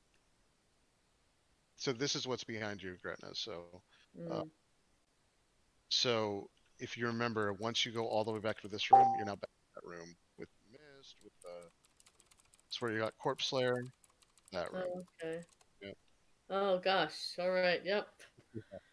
Yep. Oh man. Deja vu. Too. Yep. All right. Well, so now this, by the way, this is the very as we get into this, this is one in a meta sense. I want everyone to understand this because other things will be coming up too. This will be the very, very first encounter that is not only hard, like really, really hard, but I will actually absolutely be doing my best to kill every single one of you. If you die, all it means is that you're locked out of a certain thing and you don't necessarily get whatever they had or whatever. It's not the end of the world, and of course you just go back. But just as a heads up, this will happen if you choose to take the encounter. That is, if you find a way, of course, to go around this, whatever, it's fine. But I want that to be very clear from MetaSense. This is one of those, and they'll be apparent because they generally come after you've been to a certain place and there's a story reason and all that fun stuff. But before we get into it, I do want to warn everyone. I will absolutely be trying to kill you. Not like fight normal, like So. Yeah. Did a 13 on Arcana check yield any results in the Demonomicon for weaknesses for these? No, these are not even things that demons generally use. That's what your guess is, at least, because they're not even in the Demonomicon at all. Okay. Corpse Hammer doesn't have any advantage against them, does it? They're not undead. Yeah, they're just constructs. Yeah, Erastus tells you they're not undead, so probably not. Dang.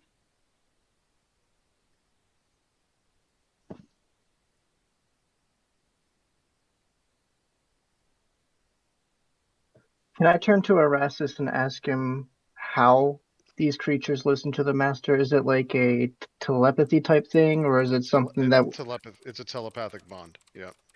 Does he know who their master is? No, I don't. No idea. But here's the thing: it's a telepathic bond. He could just talk to them if you wanted to. But the advantage these have is that you don't need to talk if you don't want to. How does magic work on them? Like if you're gonna blind them or something. They are magically resistant. So that's the other thing. Here, I'll give it. Since he got a 20, I'll give you all of this. So they're magically resistant. They don't require any air, any food, any drink, any sleep. They're really good at making 2 attacks. They attack with whatever weapon they have, and you know that they have great swords and light crossbows. They are immune, Erastus, since you got the nat 20, I'll tell you, they're immune to charm, exhaustion, frighten, paralyze, and poison. And they generally only understand the languages of their creator. But anyway. And they're wearing chainmail. You know they're all wearing chainmail.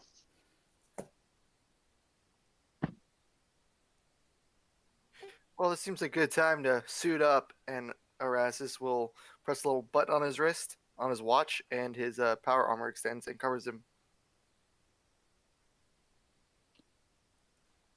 So, before you said they will do anything they're told to a fault by the master? Is that what you said? Unhesitatingly. Unhesitatingly. If their master told them to go and slit the throats of 1,000 children, they would do it in a heartbeat. What about, you said they explode when they die. Is that something they can forcibly do? Can they just kill themselves like that? Is that something? No, they have no intelligence of their own. They have absolutely no. They're like machines, essentially. And, okay. And by the way, when they do explode, Erastus would know this, it won't hurt you. It'll just hurt them. They disintegrate themselves, essentially, once they die. Is anyone else psychic to an extent where they can use telepathy? I can. I don't know if anyone else can. That's why I'm asking. Nuh-uh. I can try to convince them to do that if that's a good idea. They don't have intelligence. So Erastus tells you it won't work, yeah, man. They okay, don't have cool. their own intelligence. Makes sense. Yeah, they don't have their own intelligence. They're literally just machines. Yeah, So. these things can't be bought, bargained, or reasoned with. That's why they make such effective guards. It's an unquestioning loyalty because, unfortunately, they do not have another option but to be loyal. These are tools, nothing more. All right, well, who's ready to They have no kick soul. some ass? Don't worry. So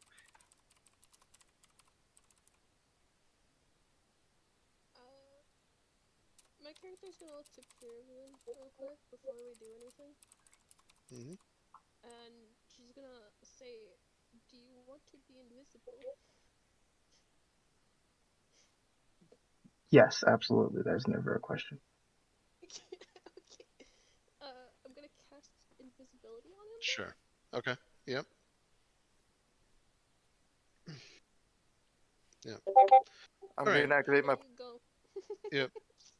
That's cool. So around this time as well, you guys see a figure right here in front of you. I'll give you the model, but this is not the actual model.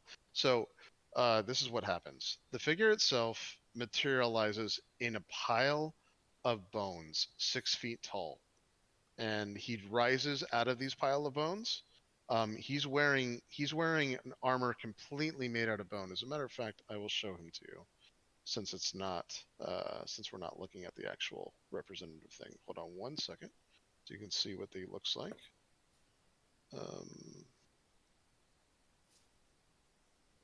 we go. Interesting. Hold on one second.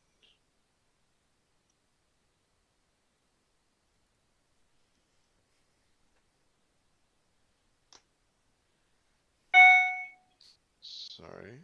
Hold on.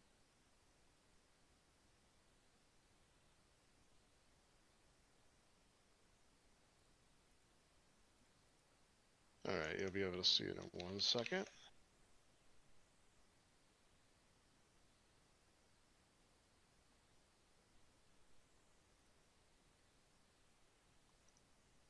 All right, so anyone that wants to can make a religion or a history check, assuming that you have time to, but as a reaction. But give me 1 second. You're not gonna be able to say any of this out loud. You're not gonna have time to say it out loud, but at the very least, one of you can figure this out. But here's his. Here's what he looks like. So you can see that his armor is made completely out of bone. He has a giant sword, which is partly made out of bone, and other kind of like nefarious metals. He looks exactly like this. This is part of the thing that he was coming out of. It's not just skeletal. There's like gore and other like zombified remains or whatever. That's what he's rising out of, and that's what he looks like. So.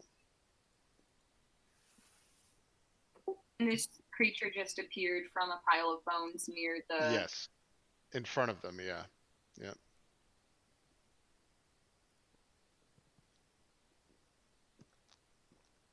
Go ahead. So, if anybody wants, you can make a history or a religion check. Go I got for 18 on religion.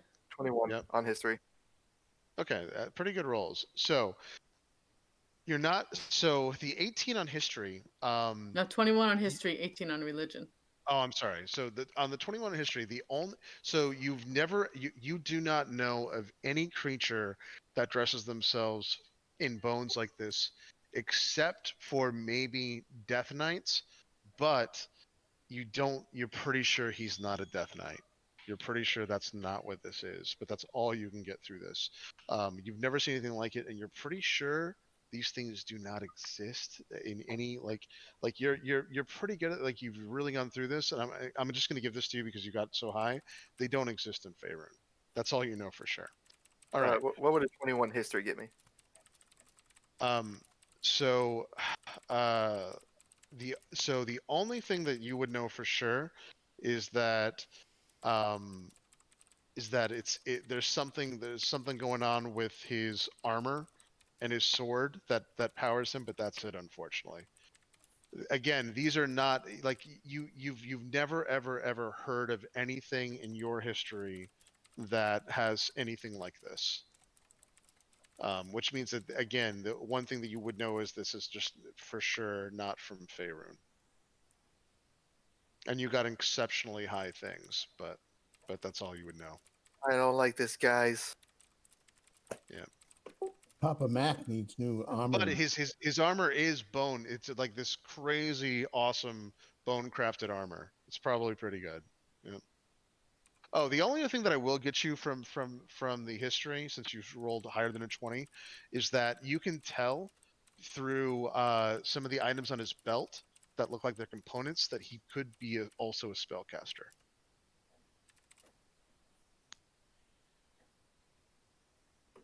Does he look undead too, or just? But this does not look like a Death Knight. You know this as well. It's not a Death Knight. You can tell by the sword.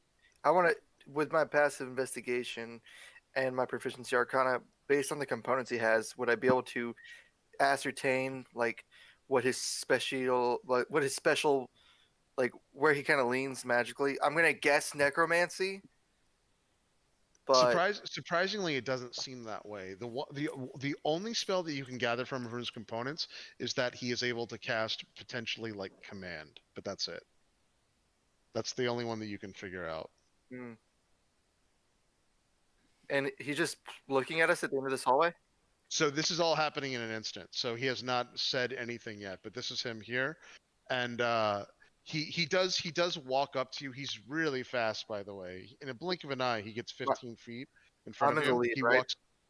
Yes, you are. This is your miniature here, the dragon guy. I switched you out. So he says in one word, "Hail." Are you in service of Lady Ilmaro? I don't know who the fuck that is. Arasis. What language is he speaking? Common. He's speaking common. My helmet snaps down and my eyes start glowing blue. Yeah. So as he does that, that, damn. and he says, "Well, then die." And so he goes through. These guys come up and start going through it. Everyone roll for initiative. They're just getting in place. Everybody roll for initiative. Okey-dokey.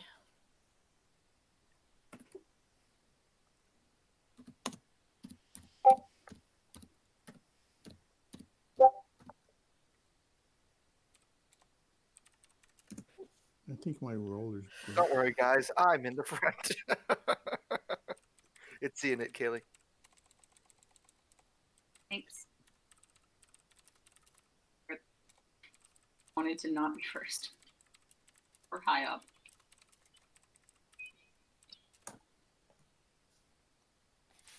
What's the highest roll so far? 18. Okay. Yeah, you might get to go first. Let's see. And that's by Gretna. Okay. Then pair than me. Oh yeah, you do get to Gretna, go first. Gretna. Driven. I should say you're probably gonna get to go first. Wait, Gretna was a Yeah, religion check. definitely. Whoops. No, it says Definitely.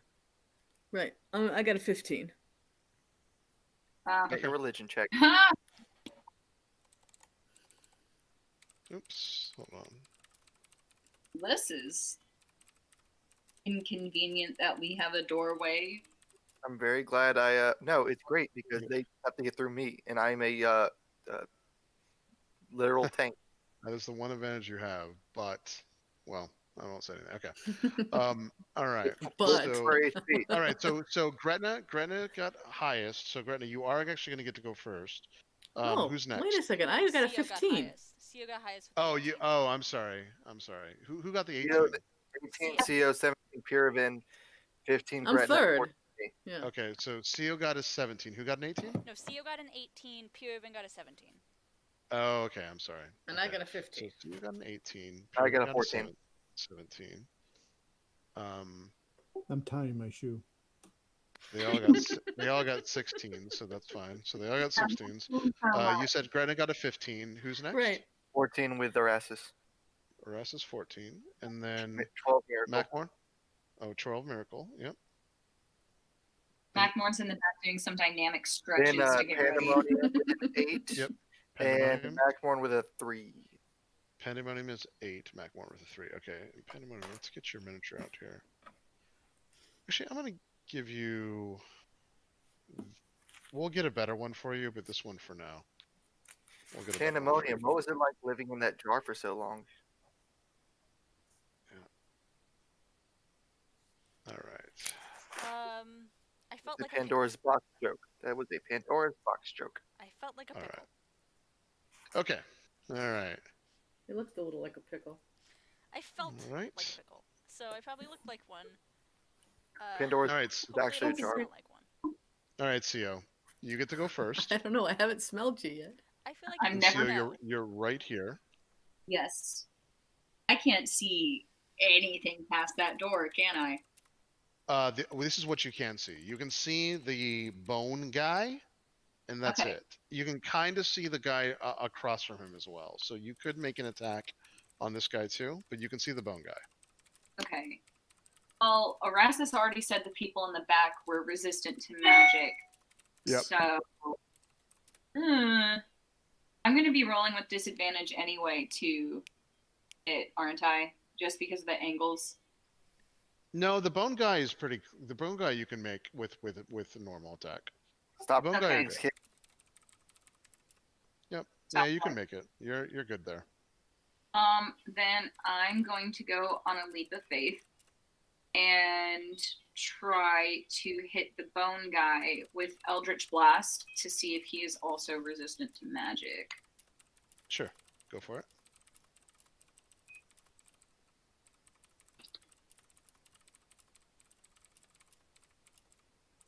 That's a 15 to hit. He literally he shrugs it off. It doesn't seem like he's resistant to magic, but his armor is very hard, and he just takes the hit and kind of like just brushes it off. Okay. Then for either my free or bonus action, I am going to alert the group that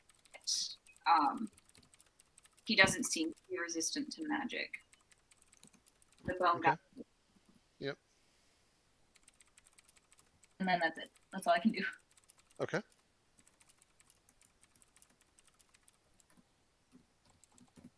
All right. All right, Piravan. You can tell the guy, the knight is heavily armored with this bone armor stuff, but the guys beyond him are definitely softer than he is. But All right. Since I'm invisible at this very moment, I'm going to hold off and just hang back. okay, sure. All right. So it's the bone guy's turn. He runs right up to you, Erasmus, and let's see if he can hit you. So hold on. I want to point so bad. Let's see. I know. I love my Divination Wizards mainly because of the rules. It's just so All good. right. And then I took made Chris pull his hair out because of the pointings. Okay, the first one hits you with a 26. So the first one hits. Let's see if the second one hits. The second one, so the first one was a 26. The second one is a 23. They both hit you. So hold on. Ow. Yeah, these guys are nasty. And as you can tell, he has a +7 to hit. So. Ow. But hold on one second. He hits you for. It's not too bad though. Let's see. Guys, my 4 temporary All HP right. would be gone. So he hits you for 12 the first one, and let's do the second one. Yep, my temporary HP is gone. Okay, so he only hits you for 15 damage total off both of those attacks. You got lucky on the second one, hardcore, but sorry, what was that, Miracle? Doesn't temporary HP go away at a rest anyways?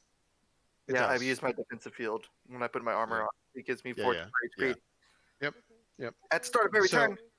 Yep, that's fine. And it's so you take 15 points of damage, but you know that second hit when he hits you, he did not hit you with the full brunt of his blade.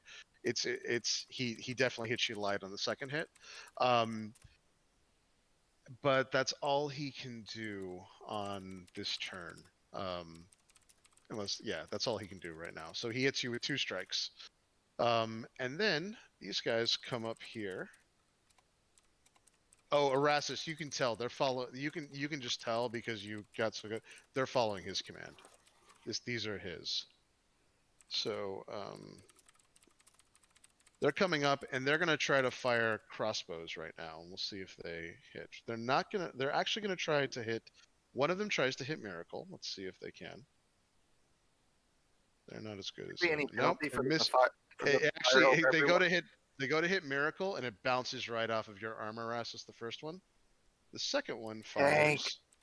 Second one fires at you, Erastus, and it critically misses you to the point where it actually shoots itself. So it goes to shoot you, and the bow misfires, and you can tell that it hurts itself. Which hit your boss in the back of the head. Yeah. Self with dishonor. Yeah, so it hurt itself. The next one tries to hit you as well, Erastus, to see how tough you are. And let's see. It misses as well. So it bounces right off your armor and can't get through. All right. Credit, it's your turn. I'm just gonna try Toll of the Dead on the bone guy. Yep, go for it. Oh, come on. Toll dead. How did I miss this? Cast Toll of Dead. Oh, cast? Oh, okay, fine. Yeah. Sorry.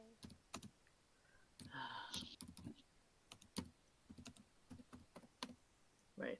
I should know this. I make the same mistake every week. Oh, come on. Ones? Has to make a wisdom save. Yeah. So. Okay. Yeah. So let's just go right to my movement here. I was gonna say it's a wisdom save anyway, isn't it? Yeah. Yes. Yeah. So hold on. Well, it was either Sacred what? Flame is a dex save. He looked real dexy, so I figured I'd go for the wisdom. Yeah, he fails. He only got a 12. It's a 13, right? 1 point of damage. Yeah, it's a 14. Okay, cool. Yeah, he fails it. Yep. All right. Yeah. Is there a way for me to scurry away and get behind 1 point that? of damage? Yes. Huh? Yes, Yes, absolutely. one, Where do you want to be? Yeah. You want to go all the way back? If I can go back, yeah. Yeah, you can. Can I? You can. I'm going to scramble back. Yeah. So if you remember, there's and one over. I'm going to get behind the little. There's like this gravity thing on the ceiling over here, but you're far enough away from it that it's okay so far. So. And I'm going to actually behind the pole, the post. Oh, okay. Yep. That's fine. Yep. Yeah, shit's about to get real anyway. So, okay, Erastus, it's your turn. No, actually put me behind the thing. There we go. Thank you. Yeah, it's just delayed. I did. Did I take anything other than piercing, slashing, or bludgeoning damage last turn? Just slashing, actually. Okay. Slashing damage. That's it. Well, what I'm going to do is I'm going to use my bonus action to recast my force field. So that's 4 temporary HP back to me. I'm going to cast Grease, centered 10 feet in front of me in a 2-foot circle, so that all of them have to make a dexterity saving throw or they fall prone. Yeah, sure. So let's see. So it's a 10-foot circle, right? So 1, 2, 1, 2. So all these, this guy's saved, but all these are going to have to make a dexterity saving throw. Yep. Yeah, I'll allow that. That works. So hold on 1 second. So that was the one guy there. Hold on, let me see what the Bone Knight is. Hold on 1 second. Oh yeah, he's bad at this. That's good. So hold on. Oops. Ignore that. Hold on. Ignore all those. Okay, so the homunculus, the demo. Oh, he fails it as well, so he falls prone. He also falls prone. Let's see about the other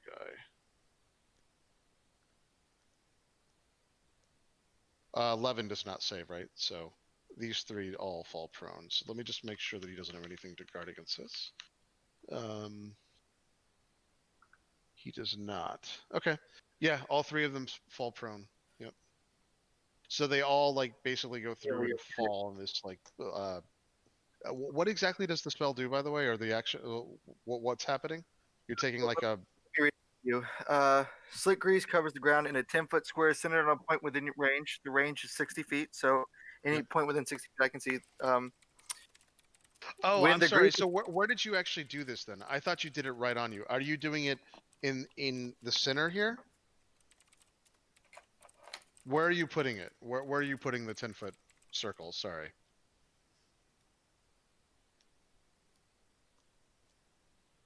Still there, Gage? I cannot hear you if you're talking. Let me go check the snake. Sorry. Yeah, I'm Gage, you're. on push to talk. Sorry. The center of the radius is going to be right where the bone knight is, or a little bit behind him, so that the back end of it extends to behind the furthest dude, and the front end of it stops right in front of me. Okay. It's 10. It's a 10-foot radius, right? It's 10-foot radius, so 10 feet on each side from the center. Oh, it's 10 feet on each side from the center. Okay, Yeah. so it would be all of them though. But if it's 10 feet from this, so you are putting it here then. You're putting it on this guy. Yeah, I'm putting it right on him. Okay, and so it's all of them. Yep. So yep. let me do the other one too. And the square in front of me would also have grease. That's right. Okay, no, I got it. So all of them are knocked prone. Cool. So every single one of them. Yeah, all of them are knocked prone. None of them saved. All right, so it's his turn. Yep.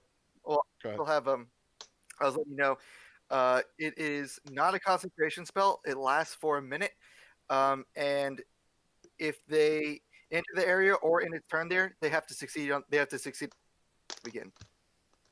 Gotcha. So right. So what ends up happening is this lasts for a whole minute. And then if they enter it again, they basically slip. That makes sense. If they enter it again, or if they end their turn in it. Gotcha. Okay. So that whole area in front of that door just becomes a giant clusterfuck for them. Gotcha. No, that makes sense. Yeah. And what I'm going to do is I'm going to yell to my teammates that if you got tricks up your sleeve, now's not the time to save them because that guy just fucked me up. And then I'm going to get my turn. Yep. Cool. All right, Miracle. Oh, it's my turn. Yep. All right. Well, because they have a +7 to frickin' hit, and my AC is low right now. One does, yeah. Yep. Oh, one of them does, but still my AC is low. Yep. I'm going to cast Mage Armor on myself. Yep. Because I need that AC. Yep. Hold on. I have everything I can do on me. See if I have any bonus action stuff. Spells. Don't think I do. But I can check. That's a reaction, action.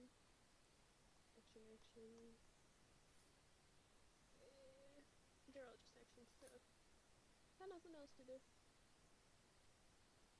So what do you? Sorry. So you're just gonna cast Mage Armor? Yeah, I need to AC for this. Cool. Yeah. All right. Good deal. All right, Pandemonium.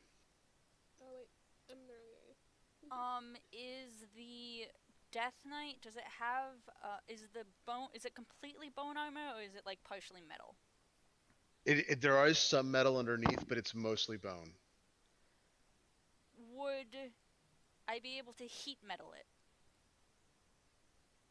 You could try.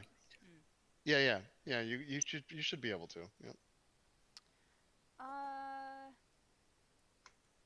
For now, I think I'll just cast Silence. It's a 20-foot radius sphere. I want to catch all of them in it, but I don't want Erastus to be in it. Yep. So where are you casting it? What is that? Would be 8 squares across, I think. So 8 squares. So you want to basically make this the end square? I want this where the bone knight is? Like the starting square to be like right behind the last construct guy, because I think it extends 4 in front and then 4 behind. Oh, gotcha. Yeah, that's fine. Yep. That grease worked so much better than I thought it was going to work. Yeah. They just happen to not be very dexterous. Yep. So for everyone that doesn't know, while they're prone, they automatically fail all dexterity saving throws, and you have disadvantage to hit them with a range attack, but advantage to hit them with a melee attack. Obviously, no one can hit them with melee, but they can't move. They're going to lose half the movement to stand up, and if they end their turn here, they have to repeat it. Yeah. If they stand up, they lose half of all their movement exactly. So we'll see if they stand up. But yeah. So yeah, the silence is going to extend like to the square right in front of Erasmus, just not include him in it. Oh, that's such a good play. So, guys, what? Actually, I'll tell everyone on my turn. I don't want to meta this. Yep. And that'll so be my turn. Okay, so you're. Yep. And what does the spell do exactly, by the way? So any spell that requires a somatic or a verbal component can't be cast within this sphere. Perfect. So okay, that's what I thought. Okay. If the knight attempts to cast a spell that has a verbal component, he can't do it while within the spell in the radius.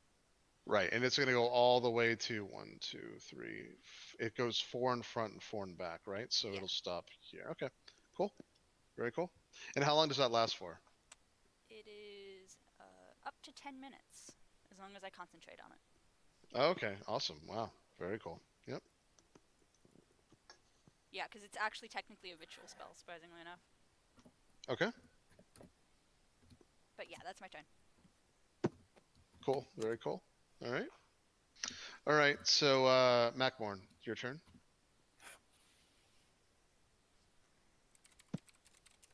You there, Macmorn? Get up there next to Gage, that open space. Yeah, let me get rid of these dice. Make sure you don't step in the grease. I'll be beside him, so I should. Okay. If you do that, you're going in the grease. I would not advise it. Right. So the grease is right here. The grease is where my thing is right there. So, Macmorn, you can go here, but the problem is you have no way to hit him. No melee. He has a tip for each weapon. Right, but if you can see where he's at, so you have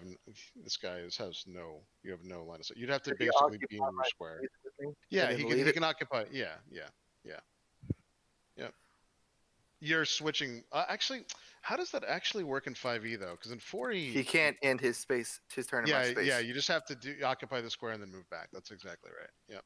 So you can hit him. You can get in his space, swing at him, and then go back. You have advantage on that 10-foot glaive attack. Yep. Okay, as I'm moving up, I'm gonna hex him as I come up. Okay. And, Yep. I want to lose his give him disability on wisdom. Yep. That's fantastic for what I'm about to do next. Yep. I have disadvantage on wisdom saving throws, right? That's the hex. Yep. Cool. And then Yep. And then you have advantage on this guy because he's prone. So skeletal guy's prone. yes. Skeleton guy is prone, so you have advantage on this attack. Yeah.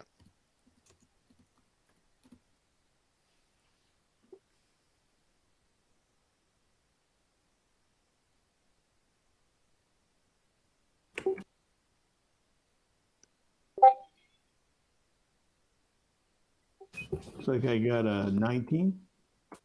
19 misses. 19 just misses him. He absorbs it in his armor. His armor's tough. Yeah. The corpse hammer doesn't do anything against him extra, does it? No. Corpse hammer. The only thing that it does is like if you hit, it gives radiant damage, and radiant damage might, you don't know, but you have to hit. So. It is a throwing hammer. Yeah. It's still just +1. Yep. I'm gonna wait. I think it's reaction. Well, yeah. By the way, you roll your corpse hammer instead of with the glaive for that attack roll. I was gonna say, yeah, you can't. Your corpse hammer is a 5. You'd have to You're gonna have to reroll because with the glaive is the only thing that can hit him because of the 10-foot gap. Yeah. That reach property. Yep. Oh, well, I would have missed anyway. So.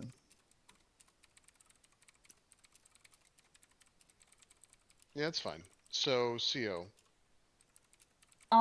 So you said could share space, and then move back, so it doesn't impose. Yes.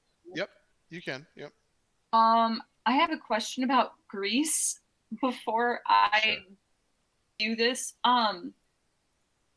So if I wanted to do something that might impact the grease and its ability to make the enemy go prone, how long?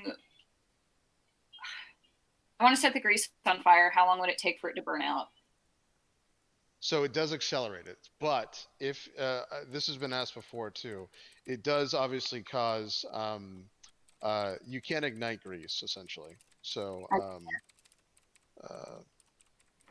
so they would take fire damage. Okay.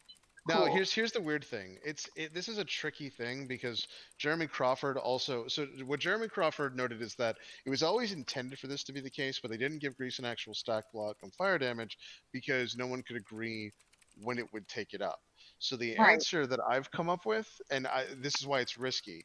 You're not going to know the fire damage, and you will not know how long it takes to ignite the grease. There is a chance that it could be gone in seconds rather than like half the time. So just keep that in mind. It's just like in real life. Like you really don't know. There is an entire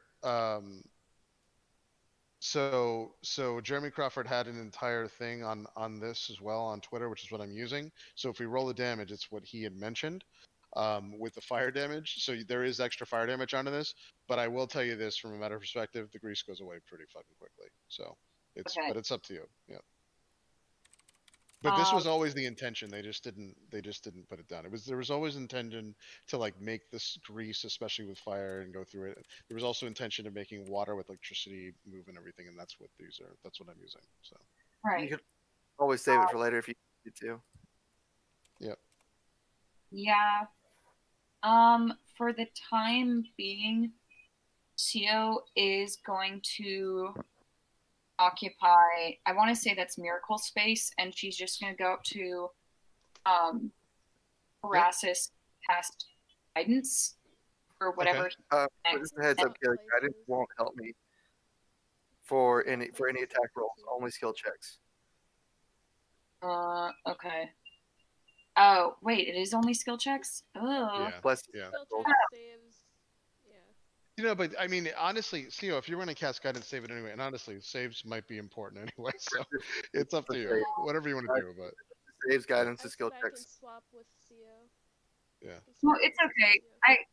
I was gonna, unless you feel safer hiding behind the corner, I'll swap places with Miracle.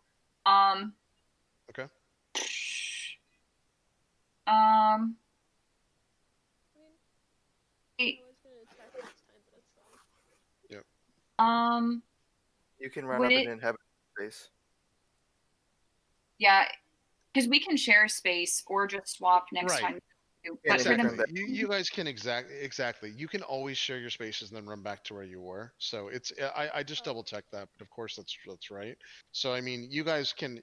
Everyone has free range to get into Erastus' space and go back to their space if they need to. So. In the meantime, I'll still give Erastus guidance, and I will hold my plot for another time. Okay.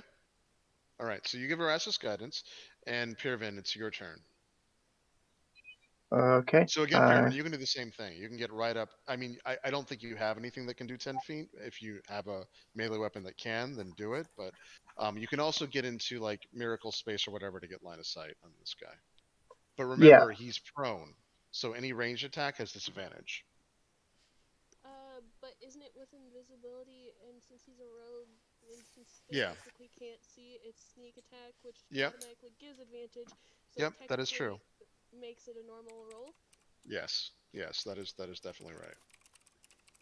Okay. Sorry. But when you attack, I think when you it would just be for the first one. Yeah, it's just for the first one. Yeah, because it disappears when you attack. Yep. Okay, so that's what I'm gonna do. I'm gonna walk up and have my short sword and dagger, and I'm going to attack him with my short sword first. Go for it. Yep. Nat 20. You hit him with max damage. Nice. All right, so I'm gonna go ahead and use my sneak attack, my unarmed, my other hand, and then I'll take a bonus action to use one of my soul knives. Okay, so the only one that's max damage, though, keep this in mind. I'll give you the max damage on sneak attack because you did hit him, but you still have to roll for the other attack. but that one roll is max damage. So the one that you hit with your short sword, that's max damage. You still have to roll for the multi attack though. But I am going to give you max damage on your sneak attack.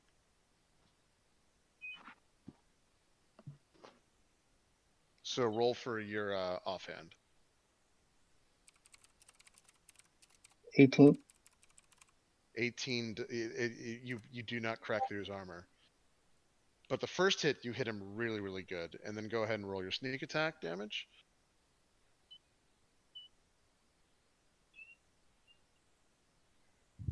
Does Gretna have Urbane? What? 7. Spell Bless Urbane. And then can I take a bonus action to use one of my Oh soul no, I knives? do not have Bane. Yeah, Bane's a good spell. Sorry, what was that? Bonus action for what? Soul knife. Yeah, go for it.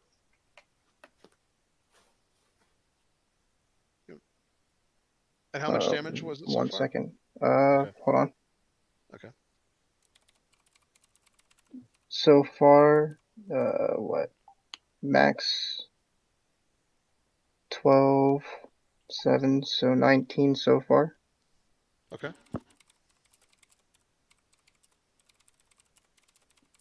Yep.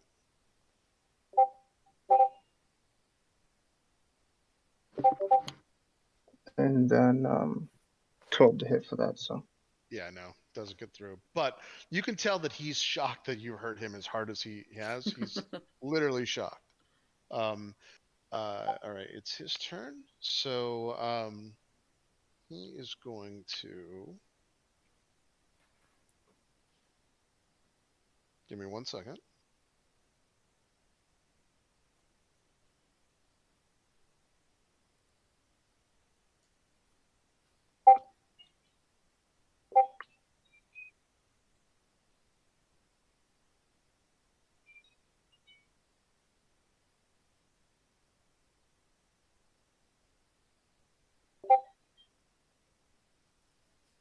Okay.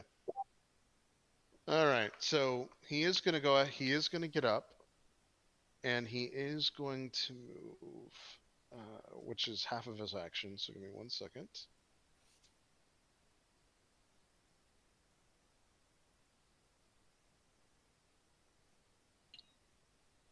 All right. So he is going to move to here, which he's still in your heat metal.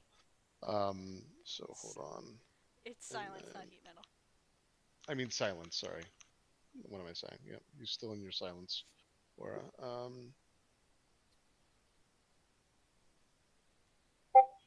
Alright, he's gonna try to hit you with his longbow, Erasmus, and see if he can. So he takes, you see this giant skeletal longbone come off of his back, and he's gonna try. May not be able to. By the way, the grease is considered difficult terrain, so that would half his movement speed going through it. Oh, it is considered difficult terrain? Okay, alright. Well then in that case... Oh yeah, you're right. Sorry, so I fucked that up. So he can actually only get to here. Alright, so... Yeah, he was 2 squares off anyway. So he can only get to there. So he's still going to be in the grease. Let's see... He's still going to try to make that Lombo attack. Actually, no, I already did. He missed you anyway. Your armor absorbed. He has to make a dex save because he's still in the grease. Yep, exactly. Yeah. All right, these guys are going to stand up and go. They can move all the way out. This guy cannot, so he's going to be fucked.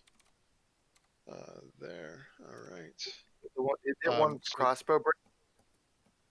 Sorry? Did their crossbow break?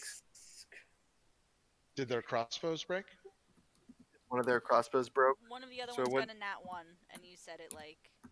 The crossbow the crossbow. It's sorry. What ended up happening is the crossbow itself didn't snap. What he did is the bolt itself snapped, and he damaged himself when he went through it on his nat 1. So they all still have their crossbows, but the bolt itself like snapped as he was firing it, which is why he hurt himself.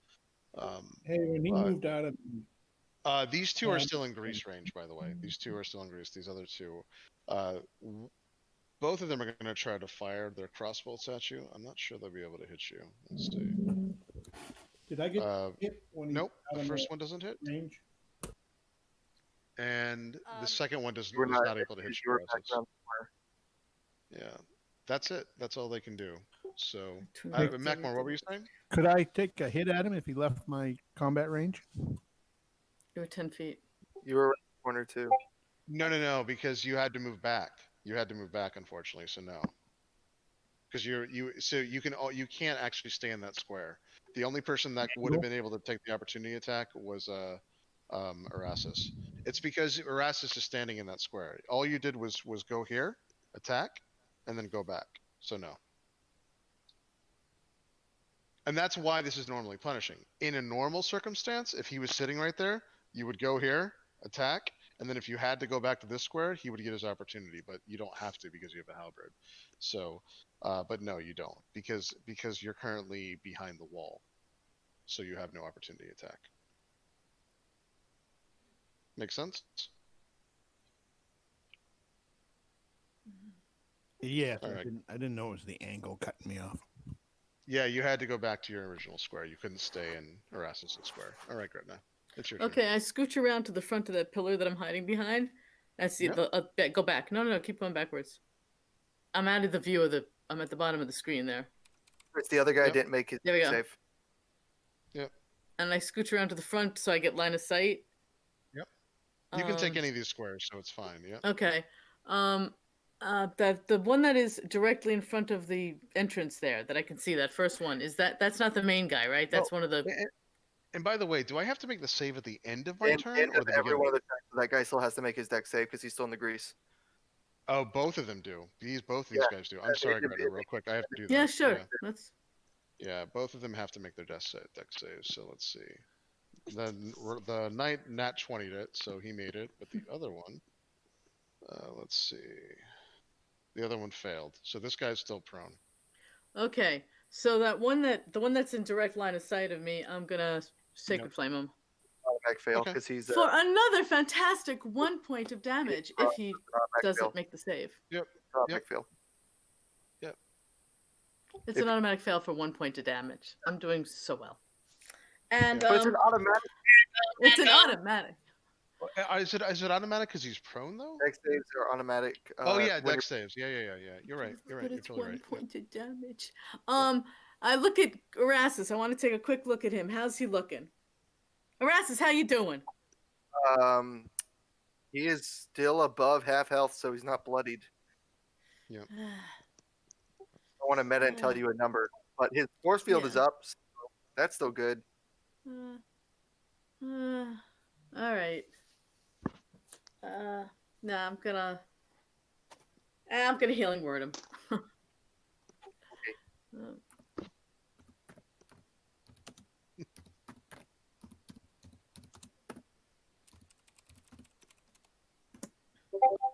Okay. What the hell? How come I can't do this now? Isn't it cast? Just press the number 1 and it'll do it. Oh, okay. Yeah. I spelled it different. Okay. So that's 5 plus level, so 8. Yes. I'm almost full health. Mm-hmm. Okay.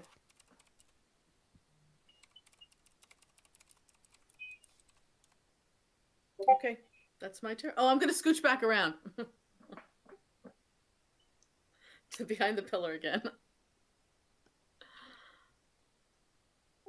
My turn? Yep. Yeah, I'm done. All right. So I'm going to take 2 steps forward. I'm going to make my deck save. Yep. Wow, you're taking 2 steps forward. It's awesome. Unnatural 20, so I made it. Very so nice. I'm taking so 2 right there. So if people want to get a little bit more into the room, they can. So yep, right. You had me there. So now what I'm doing is I'm going to be a huge dick, and I'm going to cast Sanctuary on myself and retreat into my shell. If it has a verbal component, you're within silence range. Yeah, you're silenced. Retro. You fool. Yep. It's okay. So you go to cast that spell and realize you can't. You're completely silenced. Yeah. Move I feel back, bad. I acting ruined out. his plan. Move It's back. not as though I But this did is, it, like, but by the way, guys, this is exactly how it's supposed to go. This is how fights are absolutely supposed to go. So this is good because you're not supposed to be discussing this ahead of time unless you had like telepathy. Like for instance, the only time that you're even allowed to meta during fights is that's why telepathy is such a powerful thing. With telepathy, you can like talk to yourselves like instantaneously in your head, try to synergize, but without it, you can't. There's no way to do it. So this is exactly how it's supposed to be. But anyway, so you're in silence range. You try to cast, but you can't. Go for it. You gotta What's your push next it. move? Yeah. It's not going to take your action because you realize immediately you're silenced. So you have a chance, a split second to like readjust. But Yeah, it's a bonus action. But I'm gonna retreat into my shell, making my AC 24, and Yep. I'm the only target they can see right now. Yep. So I looked up this because I wanted to know, Yeah. but I want the ruling on it. I am so large and my shell is so tall. If someone got behind me, could they crouch down and use me as half cover? Yeah, I think if your shell is the only thing is that would your shell be propped up? That's the only thing that's iffy about this. But My from belly to back, I'm 2 feet. okay, well in that case, I think you could be. In that case, I think you could be half cover. I would normally I wouldn't say this, but in this case, that's fine. You can be half cover. I am an iron shield for you guys. Yeah. All right, that's my turn. Cool. All right, Miracle. It's your turn. Alright, God, why did you have to... Silence is a full minute, is that right? Or is it 10 minutes? It's 10 minutes. Something, that's right, it's Is crazy. it concentration? Like, can you end it early? It's It is concentration. concentration, Yeah. yeah. You realize, though, if I end it early, he will be able to cast spells on you, correct? He's already out of it, isn't he? No, I'm still in it. I'm still in the just a minute. silence. Oh, okay. Well, cast spells over my body. Yep. Hold on, for some reason... D&D Beyond on my computer is weird. Alright, there we go. Well, You're Matt. prone now, technically, right? Because you're in your shell, so you're prone. Sure is. Yep. If they want to come and get a piece of this, they are more than welcome to. Alright, so I am going to do... Okay, hold on. I'm gonna see how many people are in this area that I can do. Ooh, I can get 3 of them. Yep. You know what? Frick it. I'm gonna aim at those 3 to get this. And I'm casting Shatter. Okay. Go for it. Which Love to see it. the three They are the three immune to thunder damage because they're within silence. Wow. Well, that's good to know. You know, I thought I was doing well, and I've currently fucked up 2 different people's plans. Yeah! Yeah! You did! So, I'm sorry. I really thought that silence would be able to be worked around, but, you know. Oh, God. Can't you drop? I guess all I have is freaking cantrips I now. can on my turn. Alright, you know what? I guess I'll just do Chill Touch on one of them. The closest one. I guess. Never mind. Yep. So you want to do the one that. So the only one that you'll be able to see well is this one here, which is fine. Yep. You can do Chill Touch. Alright, I'm just gonna cast Chill Touch. Yep. Go for it. 21 to hit. That hits. That hits. 6 damage, and it has disadvantage on attack rolls because it's grabbed by the hand. Cool. Awesome. All right, Pandemonium, it's your turn. Also, it's necrotic, so he can't be healed. Okay. Yep. All right, Pandemonium. Gosh. Like you said, we can't really discuss things, so like nobody would be Right. able to really tell me to drop the spell. No, I mean, you would see. I'll grant you this. You would definitely. The only thing that you would have seen is Erastus, since you're a magic user too. You saw Erastus try to cast a spell, and then he did not do it. That's all you'll know. Can I speak with him on my turn and get a response? Yeah. Yeah, it's instant. So Okay. it's a quick response. You can do a quick thing, and he can give you a quick response. Yeah, Erastus, do you want me to drop silence? Oh, by the way, under silence, can you actually hear people outside of it? That's an iffy thing. No. I don't know if you'll be able to hear Erastus. I don't think you can speak, but I think you can hear out of it. While entirely inside of it, so they can't hear me. Nothing. Yeah.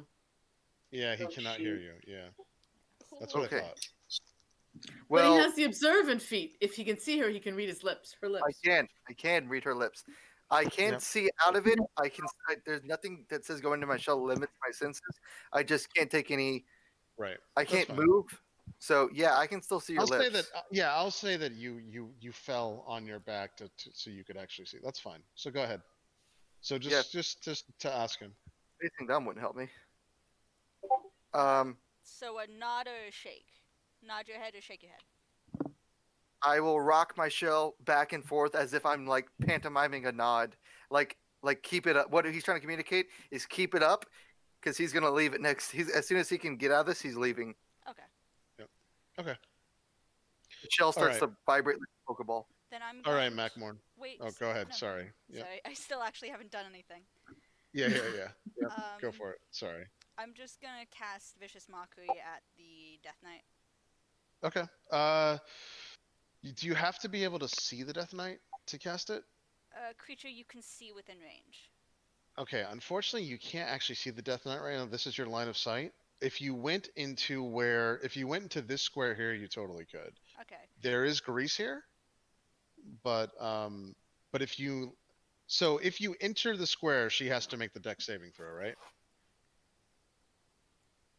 Is it upon entering or upon ending? I think it's both. Do you know Erastus? It's entering and staying there. If the grease is there, then I'm not gonna go there anyways. I'm gonna stay where I was. I can see one of the constructs though, right? Yeah, you can. Okay. Whichever one is closest, I'm gonna cast it at that. Okay. Isn't she in Greece? Question mark. Greece in the doorway. Yep. Yeah. Yeah. So she's outside of the grease right now, but that's fine. So she can. Yeah, you can cast it. Yep. So it's a wisdom save. Yep. Okay. And if I failed, so I have disadvantage on attacks unless I attack you or something? It makes. Oh right, that's right. Yep. On the next attack it makes before the end of its next turn. So if it doesn't attack next turn, it just goes away. Right, gotcha. Is that the same one that I attacked that made it have disadvantage? And remember, the knight has attacks with disadvantage on wisdom saving throws. We have to be able to see him a lot of times. Right. Yeah, that's 1 point of psychic damage. Okay. All right. Cool. How does that feel? Isn't it awful? Yeah. Unfortunately, it is the same one, but it doesn't matter. She wouldn't have known that, so it's fine. But it's fine though. This is the way it's supposed to be. Like she wouldn't have ever known. So, all right. So next, Macmorn, and he takes 1 point of damage, which I have down. Macmorn, it's your go. Now remember, Macmorn, you can attack, but you are going to be within grease, and you're going to have to get all the way here just to attack the Death Knight. Let's get a range attack. Yeah, unless you do a range attack, right?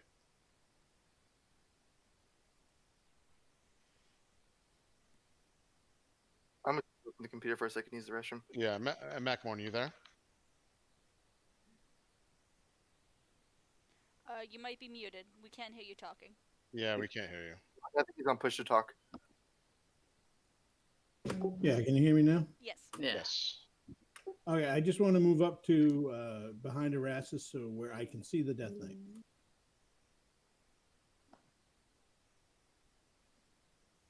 Can I do that? Yeah, so what do you want to do? I'm sorry, say that one more time. So I'm going to step up behind Erastus so I can see the Death Knight, and then I'm going to invoke my stone rune. Yeah, sure. Force him, the Death Knight, if he's within 30 feet of me, which I think. Yep, you can see him, yep. To make a wisdom saving throw of a dice 13 check. Yep. And I'm going to charm him. Well, no, he makes it, though. He gets an 18, so. He gets an 18, it fails. He has disadvantage though, doesn't he? Oh, that's right. He does. What am I saying? He does have disadvantage. Let's see what happens. Yeah, he fails. Yes. Yep. So he's charmed. It's a special charm though. The creature is charmed for 1 minute. While he is charmed this way, he has a speed of 0, is incapacitated, descends into a dreamy stupor. Yep. Repeats saving throw at the end of his turns. Okay, cool. No, that's pretty good. Now, if he takes damage, I assume he gets out of it? Doesn't say it does.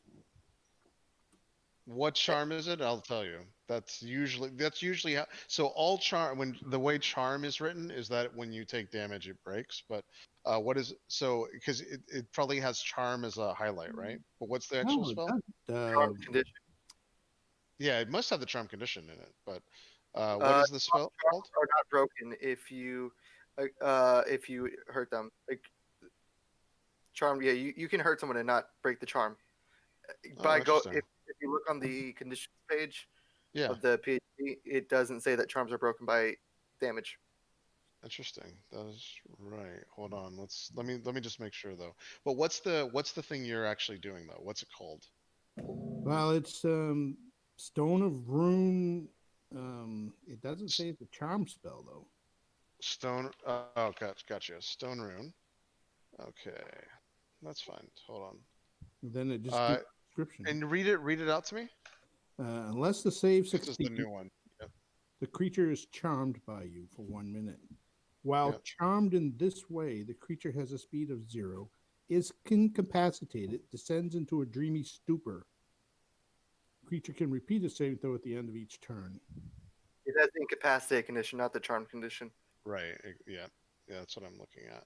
Incapacitated creature cannot take actions or reactions.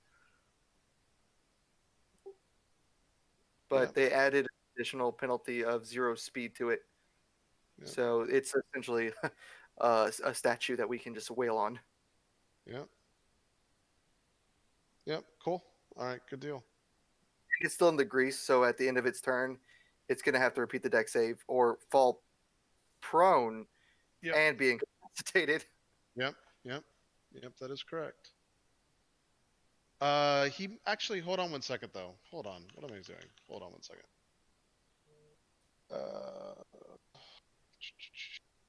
And the same guy that also has disadvantage on wisdom saving throws, which is very good. Very good. Yeah, that's just action. So if he doesn't. Yeah, that's good. It works. Yeah. If he doesn't wake, damage doesn't wake him, I'm gonna hit him with throw a hand axe at him. Yep. Action Economy said, "Fuck you" to the Bone Knight. Yeah. Yep. Yeah, go for it.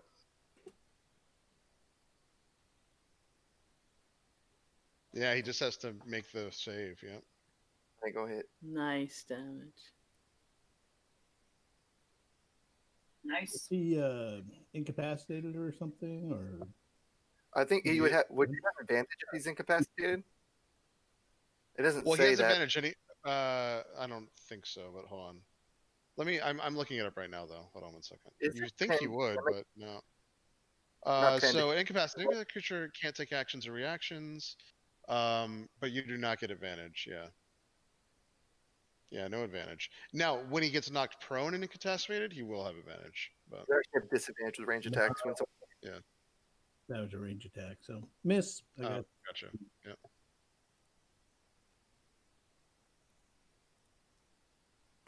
I guess I'm done.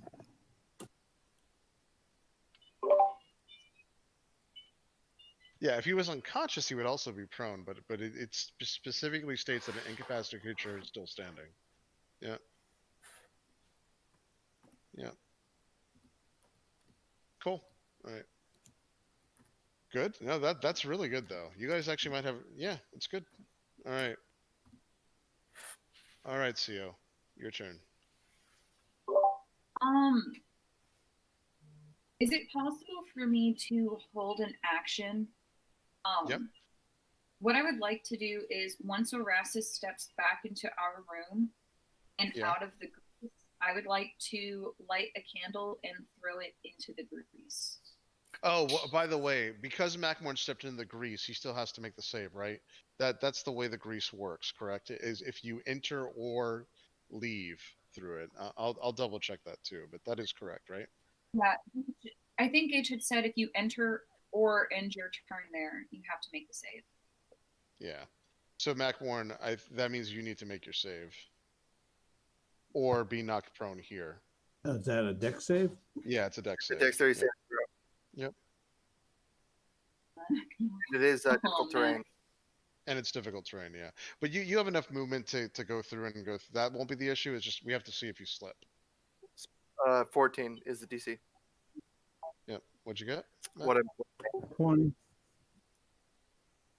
Nice. You got it? Fuck your grease. All right, cool. I tiptoe through the grease. Nice. Okay. So you're I see back. it You're back in skating. square. All right. Cool. No, that's good. This is good. I'm actually pleasantly surprised. Things will get bad in a second, probably, but we'll see. We'll see what You you guys said can that at the start, and then a puddle of grease stopped their advance. do. Yeah, that is true. That is true. Honestly, if Macmorn had not incapacitated me, holy shit, things were going to get bad. But that's good. Yep. Go for it. So I want to hold action. I don't know which one's going to be possible though.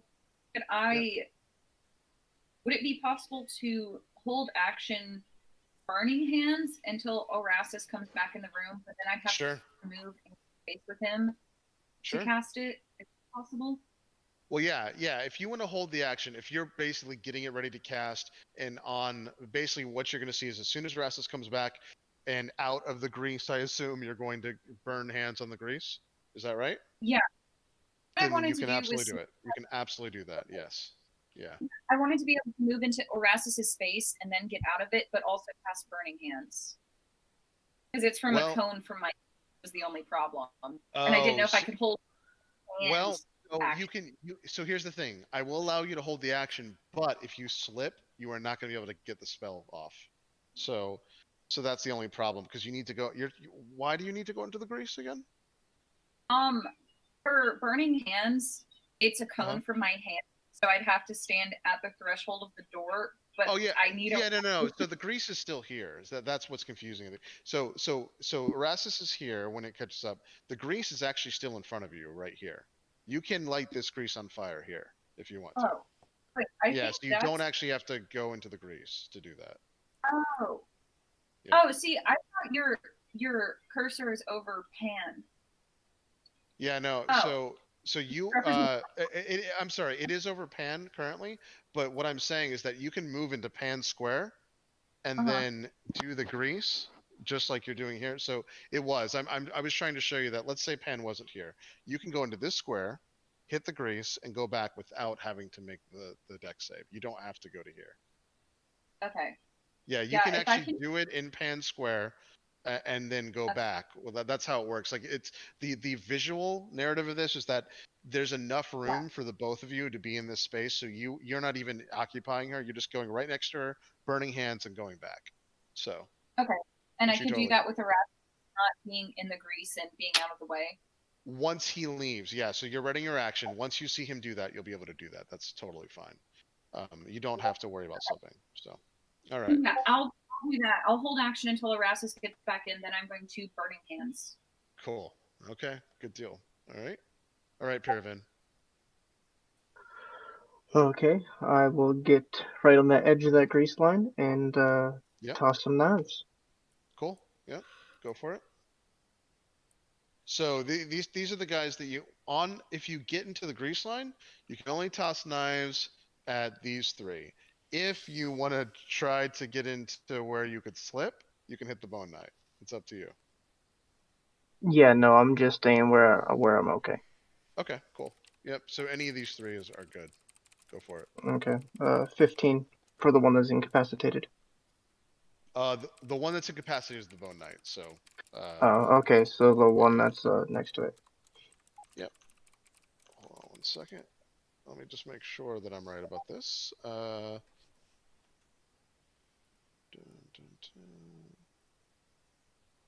on. The stream keeps buffering for me, like stopping and restarting. Oh, that's weird. I'm not sure why. Drop down the video quality, see if that affects it. All right.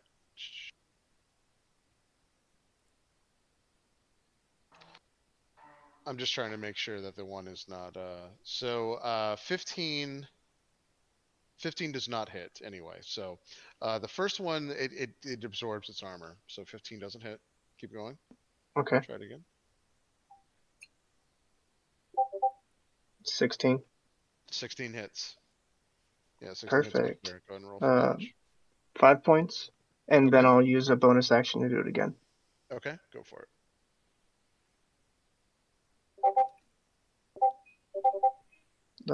24.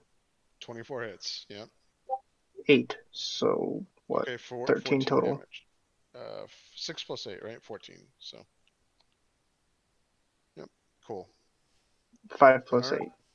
Oh, it was 5 plus 8? Sorry. Okay, sorry. I thought it was 6. Yep. All right, cool. 13 damage. Awesome. Yep. You see that he takes the damage. It's going right into his skin, and sure enough, when it hits him, you see that his skin actually his blood is the color of like mercury, seeping out when it hits. But he's not even flinching. It's like he doesn't care. All right. Death Knight's turn. Let's see if he can save. Wow, he does not save. He is incapacitated. That is freaking awesome. Okay. So, is he prone or is he up? No, he's. Oh, that's right. So that was actually. He is 0. He can't stand up, anyways. Yeah. So hold on. So let's see. Hold on. Well, I won't cheat that. Hold on 1 second. I'll do the deck save. Isn't he already down though? Is what I'm saying. Well. So if he's incapacitated, that's the interesting thing. I think I still have to make a deck save, right? Yeah, he ends his turn there. Right. So that was what I was trying to do, is a wisdom saving throw to see if I could get out of your thing. But his roll was 7. So. Yeah. That was for the wisdom saving throw. Oh shit! No. But hold on. But the next roll I did was a 9 anyway, so I think it's. I don't. Yeah, think 14 is the DC for getting out. Yeah. Of the deck. So he falls prone. He's prone and incapacitated and in difficult terrain. How much more can we debuff this guy? Yep. Can we blind him or some shit? Yep. So let's see these other guys. He's gonna step back here. He's gonna step back here, and he will step back here. And if someone is behind me, they have half cover. All right. So all of these guys are gonna try to attack your asses. Let's see if they can hit you at all. 24. Yep. Nope. One of them does the same thing. He goes to fire at you. Crossbow bolt shatters into a billion pieces. He takes damage. All right. Wow. Okay. He hurts himself pretty badly. The other guy. I gotta reload the stream. It just keeps stopping and starting. So the other guy hits you with the 24. He rolled a 19, so he hits you with a 24. But hold on. Tell me what the damage is, 'cause it might not go through. See. Sorry? They don't hit me for more than 4. The bolt just like it's deflected off my force field. Gotcha. Yeah, it may not hit you for more than 4. We'll see. It hits you for 6. So barely breaks it. Yep. Let's see the other one. Yep. The other one misses. So your armor absorbs the second one. So, all right. Okay. All right. It's your turn, Gretna. Okay. Ooh, I'm gonna scoot around again the pole. Yep. I pull in the back. Am I 60 feet away from the guy I have line of sight on? Oh. Because if I'm more, I'll just go forward a little bit. No. You're good. You're good. Okay. Sacred Flame, DC. And I'm getting better. 2 points of damage. DC 14. I'm so proud. You're doing it on this guy, then I assume, I'm right? so proud of you, Right? The one right in front of the entrance, like the one straight through. Yeah, straight back. Cool. Yep, that's fine then. Yep. But that's double the damage I've done so far. All right, cool. Yep. Okay. All right. Yeah. Anything else? Yeah, I scoot back behind the pole again. Cool. All right, perfect. Erastus, it's your turn. So what I'm doing is I am getting up. That's half my movement, and I'm moving out of the. I'm backing up into the doorway and out of the. So the only square you can occupy currently that you can make is this one, FYI. So if you want to run out, you have to end your square, unfortunately, here, because all of them are taken up. Actually, I'm going to take Bimmy out, though, because Bimmy, I assume, is like... Yeah, he's not in combat form right now, so he can't fight. So you have these two squares. You have these two squares. Well, actually, what I want to do is I want to what am I looking? You could you could dash. No, I don't want to like dash. I want to step into Pandemonium Square in the door. Yep. What I want to do is I'm going to cast Tasha's Caustic Brew on the Death Knight, which he automatically fails because it's a dex save throw. So basically, he's going to take 2d4 at the start of his turn. Every turn for a minute. Okay, cool. Until he saves, I assume, right? No, there's no save. Oh, awesome! So it's just a damage over time. At the start of each of his turns, he's going to take 2d4 acid damage for a minute. So 10 turns, 2d4 acid damage. Yep. Okay. And then I'm going to, because I can't end my. I don't have enough movement, and I can't end my space in her turn. I have to step back into the door, and I'll just go back into my shell. Okay. So are you going here or here? The only place I can step. The stream keeps cutting in and out for me. Like, I think I'm like a minute behind. I have to step back into the doorway because it's the only space I can reach with my available movement, because it took half my movement to stand up, and I'm in difficult. Yep. So I have to end my turn in the doorway. Yep. Yeah. I'll just go back to myself. Yep. Okay.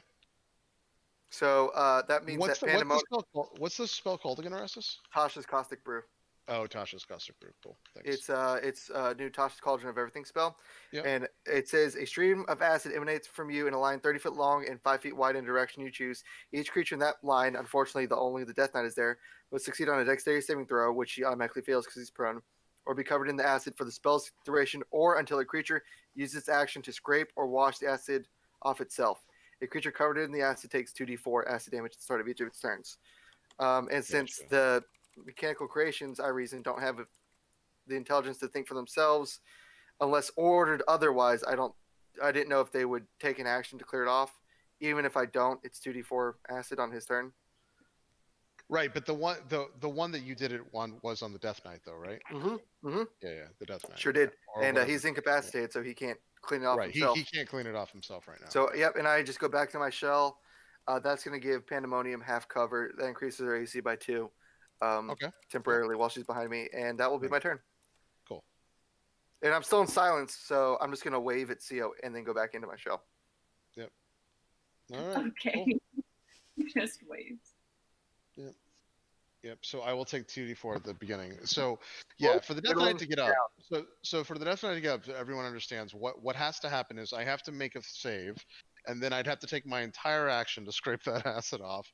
And then have your movement stand up, and then run through difficult terrain, and then I would take my attack action to scrape off the. Chris, when I asked how can I debuff him further, that wasn't rhetorical. Yep. Yep. No, it's good.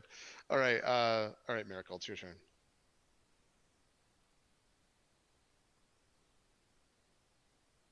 You there, Miracle? Sorry, I forgot my mic was up, but since I can't really do much, I guess. Hold on. Yeah, you have line of sight to these guys, or you could, if you wanted to, get into the oil, the grease, but. So wait, which one's the one that's incapacitated and all that? Death Knight. What we're calling a Death Knight, it's not actually a Death Knight. A Death Knight is almost as powerful as a Lich, which would be terrible, but it's not a Death Knight. But it looks like a bone armored guy. This guy here on the stream. Hold on, it's just slow. It's trying to wait. It's on it when it catches up. So. Yeah, you know what I'll do, guys? If everyone's behind that much on the stream, let me I'll end it and start it again. So hold on. I'm ending it here and I'm gonna go live again. Okay, that dude. I don't know why Twitch does this. It's crazy. But the way to see him is to get into the grease. You can do it, but you'd have to get into the grease. Save? Yes, deck save. Alright, I'm gonna try. Okay. Water walking doesn't help on walking on grease, does it? No, it doesn't. Wait,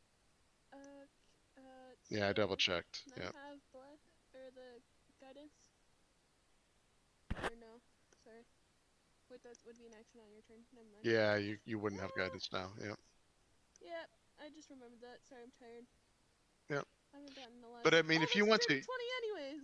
Okay, so you get into this square, you save. It is difficult terrains, but you would have enough to get back to your square. Should. Yeah, it's very, very like see, this is so weird.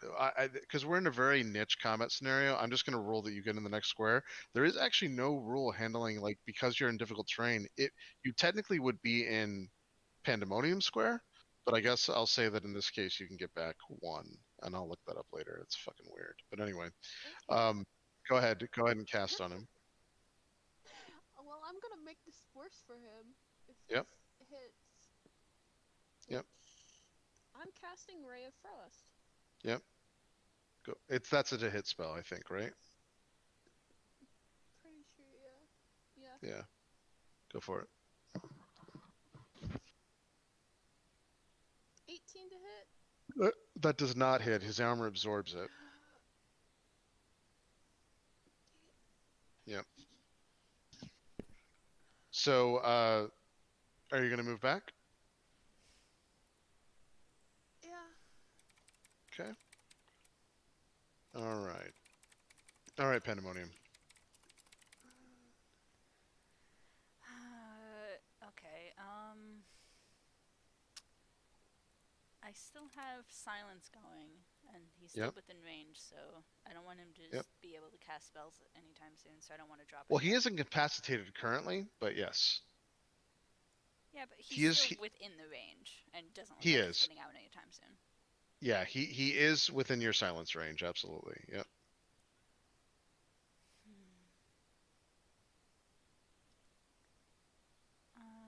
I'll just do Vicious Mockery at the first construct I say. Yep. So. Yep. Go ahead. Wiz save. All right. This guy's so debuffed, it's insane. Well, just wait what happens to these guys in the next round, because he's incapacitated. It's pretty bad for him to be incapacitated. Yep. All right. Did one of them make a save? They have to turn off. They have to turn off. So they got a 15. Yeah, so one of them got a 15. They're fine. Okay. Yeah. All right. Anything else? Nope. Nope. All right. All right, Macmorn. We're going into round 5, by the way. Yeah. Yeah.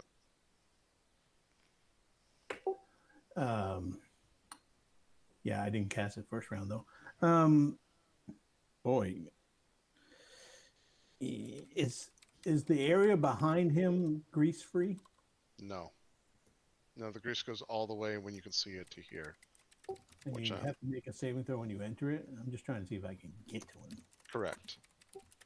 Hellspire needs color tiles to show. Man. I know. It's really lacking this. That's the one thing that's nice with like Fantasy Grounds and Roll20 and all those things. We could easily see where the grease was and everything. They're working on it, but they haven't done anything yet. We really need. Even if I could just draw a line or something, that would be great. But yeah.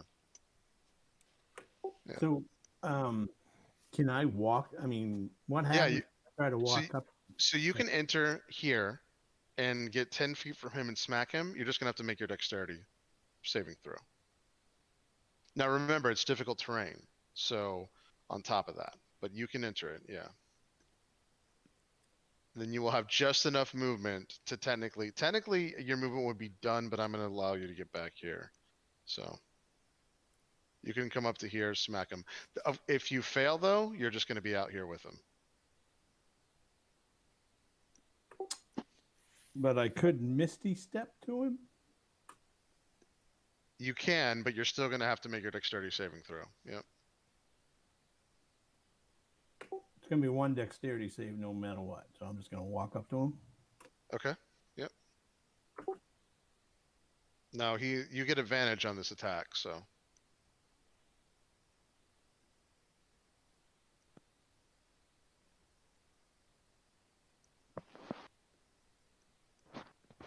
I rolled a 12. Okay, no. That's with advantage? Did you roll twice? No, that was for the. Did I have to make the dex save first or the attack save? Attack. Oh, the dex save you fail.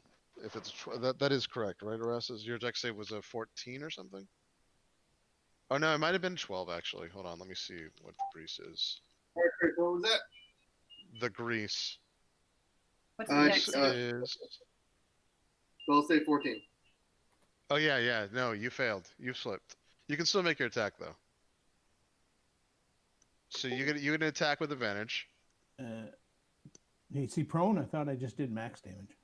No. The way that it works is that you get you get advantage. No, it's not like a coup de grace. You just get advantage on the attack. Yeah, that was second edition Worlds in 3.5 where you got coup de grace. Oh.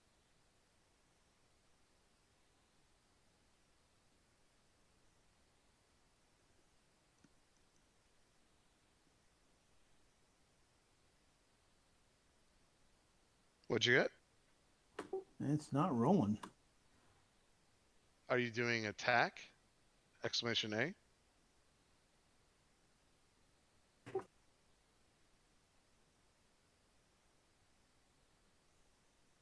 Yeah, I can't see it, but hold on. All right, let's go to Discord and look. So it's you have to make it's an exclamation A. Let's see what you're doing. Hold on.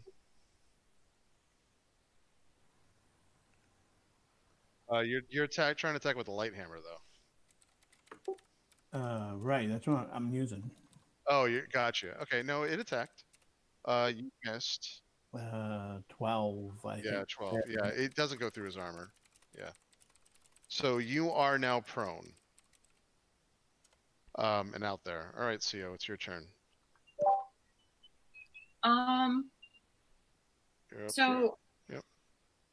I have a question. So yep. I know by reading the Demonomicon, I had attuned to it. Does that mean I attune to the everything else in the book, or no? So on the attunement for the Demonomicon, this is what you end up getting. What you get is, because it is a bit custom. Hold on. Okay. Because I had back with my inventory and saw the additional things I could do with it, but I didn't know if I had necessarily unlocked those yet. You haven't. So, but I'll tell you what you have. Hold on, because this is important. So sorry. All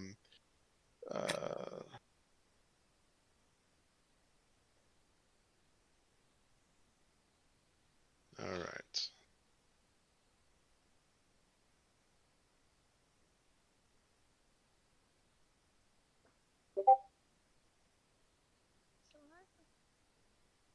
Yep. Sorry, guys. Hold on 1 second. Are we just going to be going overtime since it's supposed to end in like a minute? Yeah, well, just to finish this out, just to finish this out, we will, and then we'll go through it. But, all right. So what you get out of this, you don't get any of the minor or detrimental or any of that. Right now, all you get is and the only spell that it gives you as well is and it hasn't given it to you yet. Actually, I won't even say because it hasn't given it to you yet. So this is just right now acting as a +1 to your. So it's like a +1 spell book. Okay, cool. Because I had attuned to it, but it also added the additional features. But I didn't know if I had unlocked those specific You haven't. features. Yeah, you haven't yet. Yeah. Okay. Yep. Then do I just need to add +1 to spell attacks? Correct. Then? Yep. Okay, Yep. cool. Then in the meantime, since Mac is out there, I'm going to drop my hold action and I'm just going to take a pot shot at the closest enemy to Mac since he's now prone, besides the skeletal knight. Yeah, that's fine. You can go for it. Okay.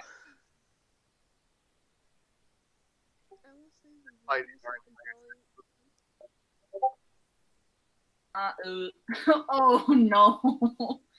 So it was a nat 1, but I have a +5. Yeah, it doesn't go through. It doesn't hit. You misfire with your spell. You don't have to take damage or anything, but it does not work. All right, Piravin. Swings. I'm gonna go up to the Death Knight, so I'll make a dex check. Yep, and remember it's half speed too, but go for it. You can bonus action dash, so there's no way. Yeah, he's gonna be able to get out. All right, go for it. 13. You get advantage on this. Okay, good. Sorry, you get advantage on the attack, but you still have to make the dex save. Okay, it's 13 for the dex save. Let me check my let me check what hold on, let me check that. I think I might my save DC is actually 13. Okay. All right. So then you do save. Yeah. Okay. Wow. All right, so I'll use both hands and I'll do the psychic knife. Yep. What were you saying, Miracle? I was gonna save the latest I can tell is Okay. Yeah, that's fine. Yeah. Worst case, if you have to leave going through, we can just pick it up next time. Just let us know when you have to leave, and we can go through it. Because even though there's not a lot going on now, if this guy ever gets unincapacitated, all hell's gonna break loose. We're not gonna let that happen. Yeah. Well, that's in like 28 minutes. Oh, okay. So you're fine then. Yeah. Go. Does the 15 hit? You're an hour ahead. Yeah. 15 to hit does not hit. It doesn't absorb through his armor. It's just super tough as you're trying to hit through him. I'll take my offhand. Yep.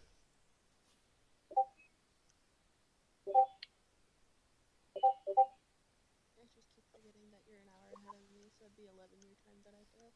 Yep. Yeah, I got a 12. It doesn't hit. Okay. Yep. Do you want to move back, or where do you want to go? I'll stay there. Okay. Cool.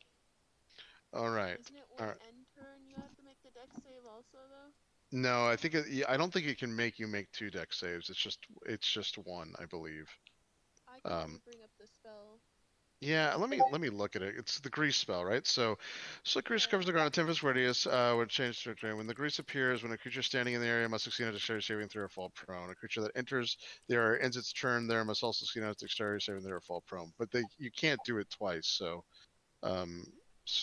it should be fine. I believe that's correct. A creature that enters there ends its turn then must also succeed on a dexterity saving throw. Oh wait, am I allowed to try to use a bonus action real quick? You can, yep. And I'll use the psychic knife again if I can. Yeah, you can. Go for it. Yeah, Jeremy Crawford ruled this. You never ever take bonus prones. Yeah, you only do the prone once. So. I didn't hit, so I guess that ends my turn. Yeah. Okay, no worries. Yeah, this guy's super hard to hit. All right, first I'm going to try to save. So let's try to save and see if that works. Chris, yep. It said he drops everything he's holding. So did he drop his sword?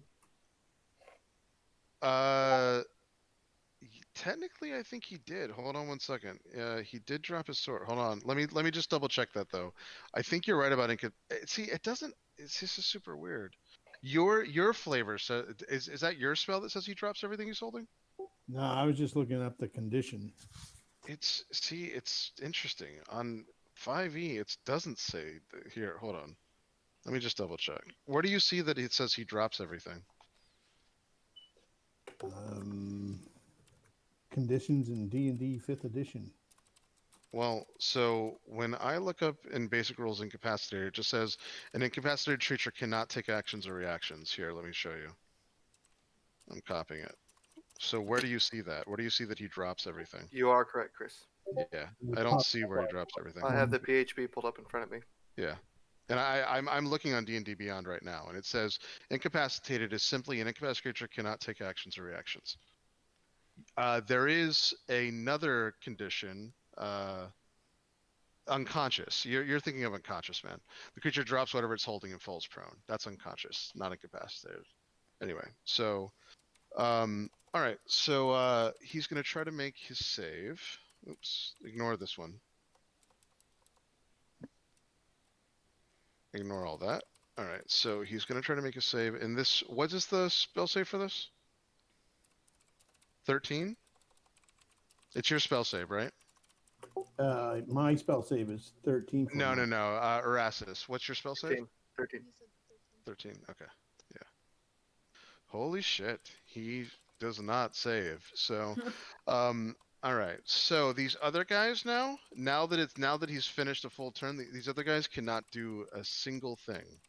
They are dead automatons. I mean, they're not dead, sorry, but they are not moving at all. It's like they're powered down. So, Greta, it's your turn. I rinse and repeat. I go after that one that I can have line of sight on. Yeah, go for it. Yep. Yeah, you might be able to pick these guys off. Hey, 7. Yep. All right. All right. I'm also going to say, this is just my interpretation of this. Because they're powered off, they're not going to be able to make spell saves. So any spell that you attack these guys with is going to go through. Oh, well, if it's a save, if it's a save, if it's to hit, you still have to hit them. But if they have to save, they're just not going to be able to. Oh, okay. I would have probably done Toll of the Dead, but 7 points of damage is twice as much as I've done anywhere else. So taking it. Yeah. But and you can the way that I'm giving that to you, that you guys can see that, is you can see that they're now motionless. Their eyes had a faint glow in them. They don't have that anymore. They're just not doing anything. They're still holding their weapons and everything, but they're just completely motionless. Did the Death Knight take his acid damage? 2d4 acid damage? No, he didn't. Hold on. Oh, that's right. I can't save against it. No, I did not. Cannot. It's a minute of of pain for you, Thank my you. friend. Yep, 4 damage. I will write that down. Awesome. Thanks. Yep. Thank you for reminding me. All right, Erastus, it's your turn.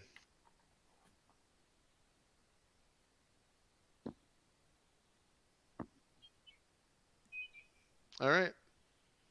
It's on you, Erastus. Yeah, I'm going to be approaching him. I'm getting on my shield and approaching him. I will have to take a save because at the end of my turn, because I am going to stay in the grease. That's not me. Yep. Oh, yeah. What am I doing? Hold on. Yeah. So you're going to go up right next to him? Yep. Okay. And that's all of my movement to stand up and get over those 3 spaces. Yeah. Yep. And I'm going to hit him with Replier. Yep. Go for it.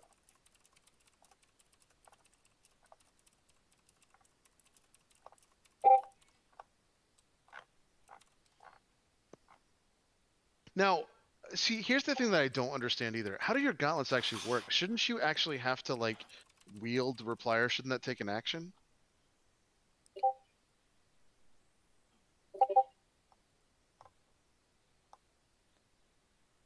Because Erastus, did you ever attack with your gauntlets, or was a Replier out the whole time? Because otherwise, you actually have to take an action to, like, draw Replier. Sage, I think you need to do push to talk, babe. Yeah. I haven't attacked with anything yet. Sorry.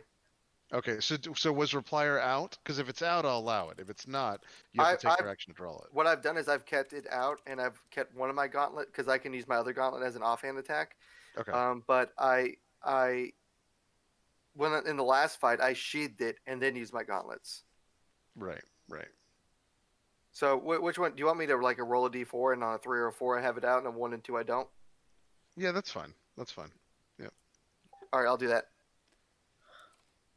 And then if not, just use your action to draw it. But... Yeah, 2 I don't have it out. So if I don't have it out, I rolled down the wrong check.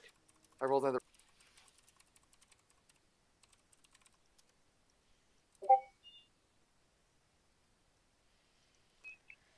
All right, I'm attacking with my. I'm attacking with our my gauntlets in. Okay, go for it. Because I'm still in silence is still up, right? Silence is still up. It's going to be up for the entire encounter. 10 minutes, 100 round, whatever it is. Yeah, it's yeah. Unless she drops it. Yep.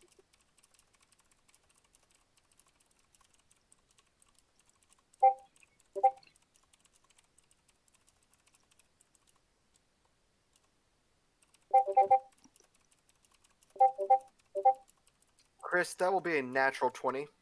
Okay, so he takes full damage. Yeah, so that's gonna be and even without you giving me max damage, I rolled max damage, so he's gonna take 19 thunder damage on my main hand, and I'm gonna attack with my offhand.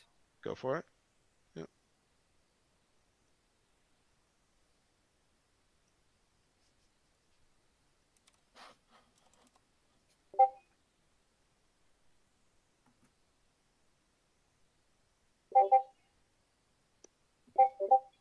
That's a 23 to hit with the offhand. Yeah, that hits. For 11 thunder damage. Awesome. Okay. So yeah, that's 30 thunder damage total.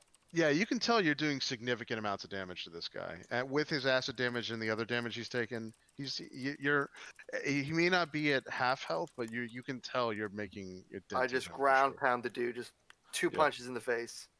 All right. All right, Miracle. Oh, is there anything else?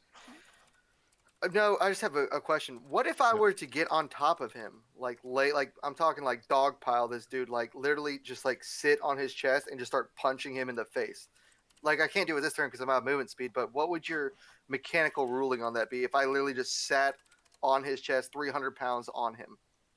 I mean, so you can do that. In this case, it wouldn't count as grappling him unless you grappled him. No, and you'll see, I think on a normal human, if you did that, I would even damage it. This guy's incredibly strong and incredibly resilient, but you could still do it. But if he can't, it would make it harder for him to stand up, right? Well, if you grapple him. If you do it to the point where you're actually going to grapple him, absolutely. He's incapacitated, so all I have to do is just sit on him because he can't move away. Right. But the reason why I'm saying grapples here is you just have to take the action to grapple him, is what I'm saying, and it would automatically succeed.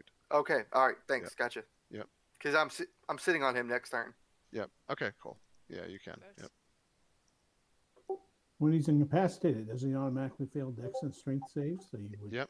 Well, it's automatically Dex saves, but in this case, I'm going to rule that since he's incapacitated and prone, he can just grapple him. But yeah. Yep. All right, Miracle. All right, I guess I'm gonna try to do the Ray of Frost thing again. Okay. When you do Ray of Frost, especially with everyone in the, do you like? I think everyone gets hit, if I'm not mistaken, or do you choose for people not to get hit now or something? It says frigid beam blue light streaks towards a creature within range, so it's one creature. Oh, okay. All right. Yeah, so that's good then. Yep.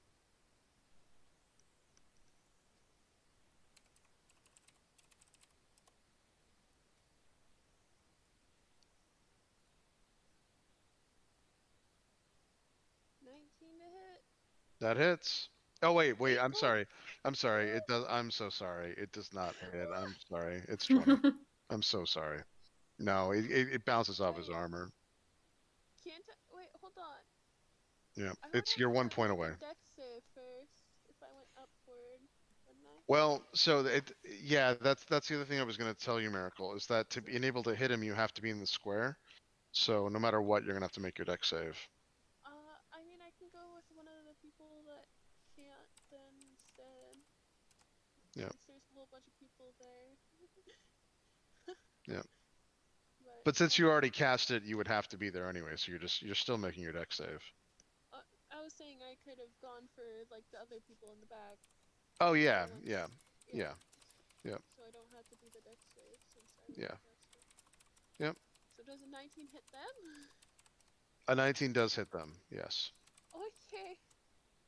I didn't say which one I was going for. I did notice that. Yeah. I was like, wait, shit. No, it's fine. That's fine because I think your character probably wouldn't have. It's fine. So yeah, so you hit the one that you can see, the first one. Yep. Yeah, it takes the full 8 damage, and also its speed is reduced by 10. That's why I was Okay. also trying to hit. This one, by the way, looks particularly bad. The one that everyone keeps hitting does look particularly bad at this point. It's got mercury like blood all over it. All right, Pandemonium, your turn.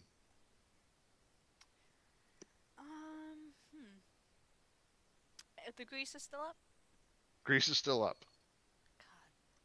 God. I think we're in the last round of the grease, though. Correct?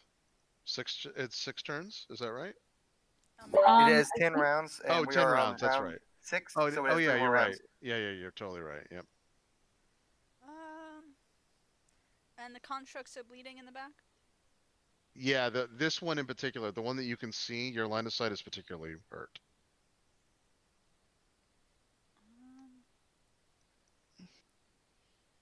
Yeah, I'll just Vicious Mockery it. It's my only Okay. damaging cantrip. Yep. Yep. And Macmorn, get your attack ready too for the next one. Go for it. I think you said they automatically fail their saves, so it's 4 They do. damage. They do. Yep, they do. Yeah, in this case, if it's a save, you're just gonna be able to attack them. Okay. All right, awesome. 4 damage. All right, Mac, it's your turn. Okay, so you get a free action, right, where you could pick something up. If it's next to you, yes. Can I pick up his sword? No, he hasn't dropped. He didn't drop it. He didn't. Remember, he's not unconscious. He's just incapacitated. So unconscious is where you drop something, but incapacitated you don't drop anything. Would it be possible to rip it from his hand? You can. So if you move up to him to try to take something, you can, but he's still going to get to use his whole strength. And you can try to. I'll let you do a strength opposition check. He's incredibly strong, but you could try. Well, aren't I standing right next to him? I'll just. You are not. So you'd have to. So you have to. Once you move again, you're gonna have to make your dex thing anyway, because you have to do it anyway. But you can go get right next to him if you want, and then go ahead and you can try. Yep. I'm just gonna move, so I'm gonna do a dex check, and then I'm just gonna hit him. Okay. Yep. It would take your full action if you want to try to take a sword, but you could totally try.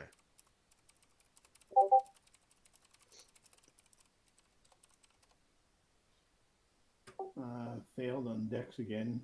Okay, so you're prone. Wow, though, right? What? I mean, I can yell things to the rest of the party, right? Of course, yeah. So I went to the rest of the party, like, if we kill him, I think the constructs die, and can we get rid of this grease? And then I'm just gonna hit him. Yep. And I'm gonna hit him twice. Go for it. Now, you are prone. Keep in mind that you're prone, so that means you have disadvantage on attacks. Even though he has disadvantage too, so I think that means that it cancels out, but yeah, so it would cancel out in this case, so just make a normal attack. That's a 19 to hit. Yeah, it doesn't hit. It doesn't get through his armor. All right, Sio. Do you have anything else? I was going to take a second attack with my... Oh, yeah, go for it. Yep, go for it.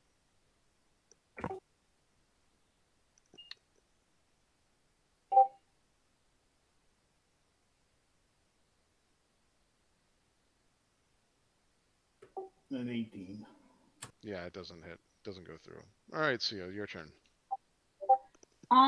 Which one of the besides the incapacitated skeleton knight, which of the other ones looks bloodied in the back? Right, the one that's right in front of you. This one here, the one that you can see that is line of sight to you, the one that everyone's been attacking. Perfect. You want to try that one? Yep. Yep. Good And the old save. Okay. Yeah, that's it to hit, I think. Yep. Yep. Go for it. Nat 20. So Awesome. 25. Oh yeah, you literally eviscerate this thing. You cut it in half with Eldritch Blast, and it just falls to the ground. Now, Yes. when you cut it in half, as it's falling, you immediately see that it disintegrates and bursts into flame, but all of its gear is still there. It's a piece of chainmail. It's a chainmail. It's a whole suit of chainmail, and then a great sword that drops to the ground. Yep. All That's right. pretty much all I can do. All right, Pyramid, it's your turn. All right, I'll get behind the Bone Knight. All right. Yep. And what was it for a dex save? I keep doing dex checks. It's 13. 13. So... No, I meant like the it's, type command. Exclamation S and then exclamation S and then I think it's just dex. 21. Yeah, you save, man. You're good. All right, and then I'll use 2 psychic blades. Yep. Okay. Yep.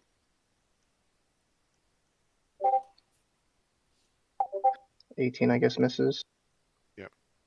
It does. Yep. Is he still prone? Yeah, he's still prone. Yep. You get advantage. Yeah, everything you're doing right now is advantage. Yep. 23. Yeah, that hits. 7. Okay. Yep. And then I'll do a bonus action. Then after bonus action, I'll do sneak attack. Okay.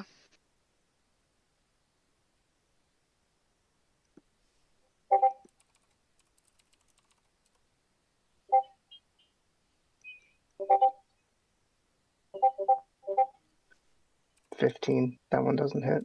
Nope.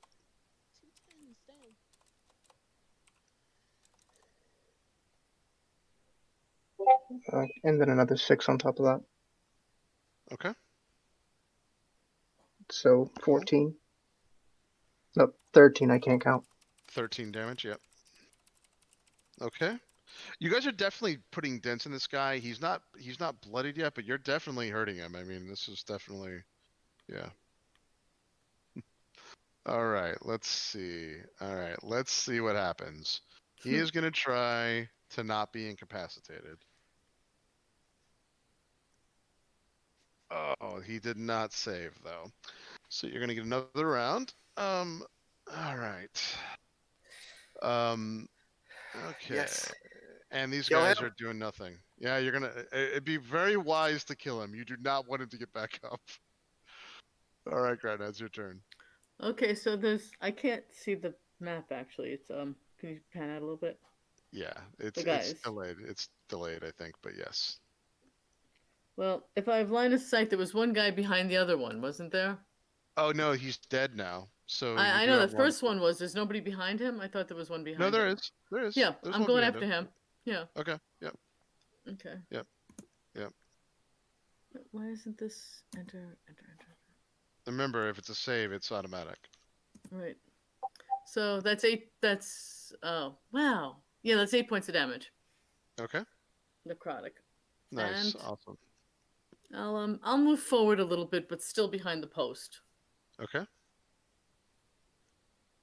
Okay. So you're gonna move forward, but still behind the post. Gotcha. Mm-hmm. Yep. Round 8. This is round 8, by the way. Thank you. Yep. All right. All right, Erasmus. I'm sitting on this dude. Okay. Yep. You're sitting and grappled on him now. Yep. Yeah, that is 300 pounds of pure turtle on his chest.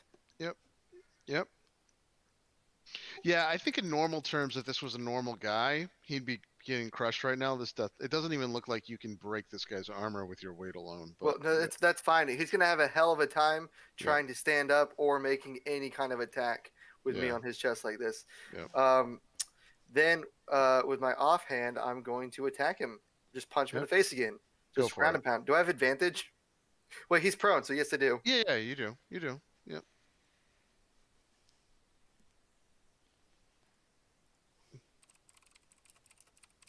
Sorry, I just sent my attack thing to Henri. What will happen is if he does get out of incapacitated, we'll just make opposing strength checks. Although he is supernaturally strong, but we'll make opposing strength checks and see what happens.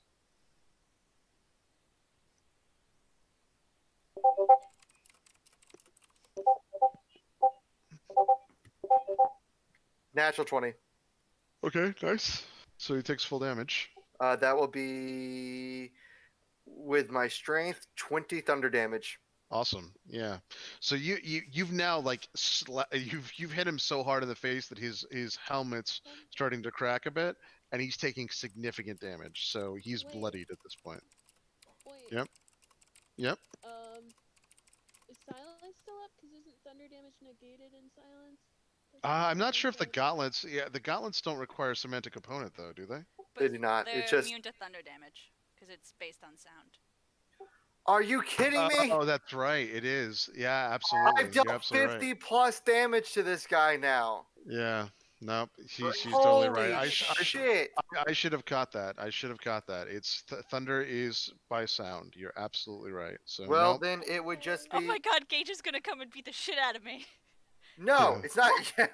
Sealy, protect me. What? Oh my Sealy, god. hold him down. It's okay. No- So, is it all thunder damage? No, I mean, like, other than the physical impact of my fist hitting him, but had I known that, I would have drawn my fucking sword. Yeah.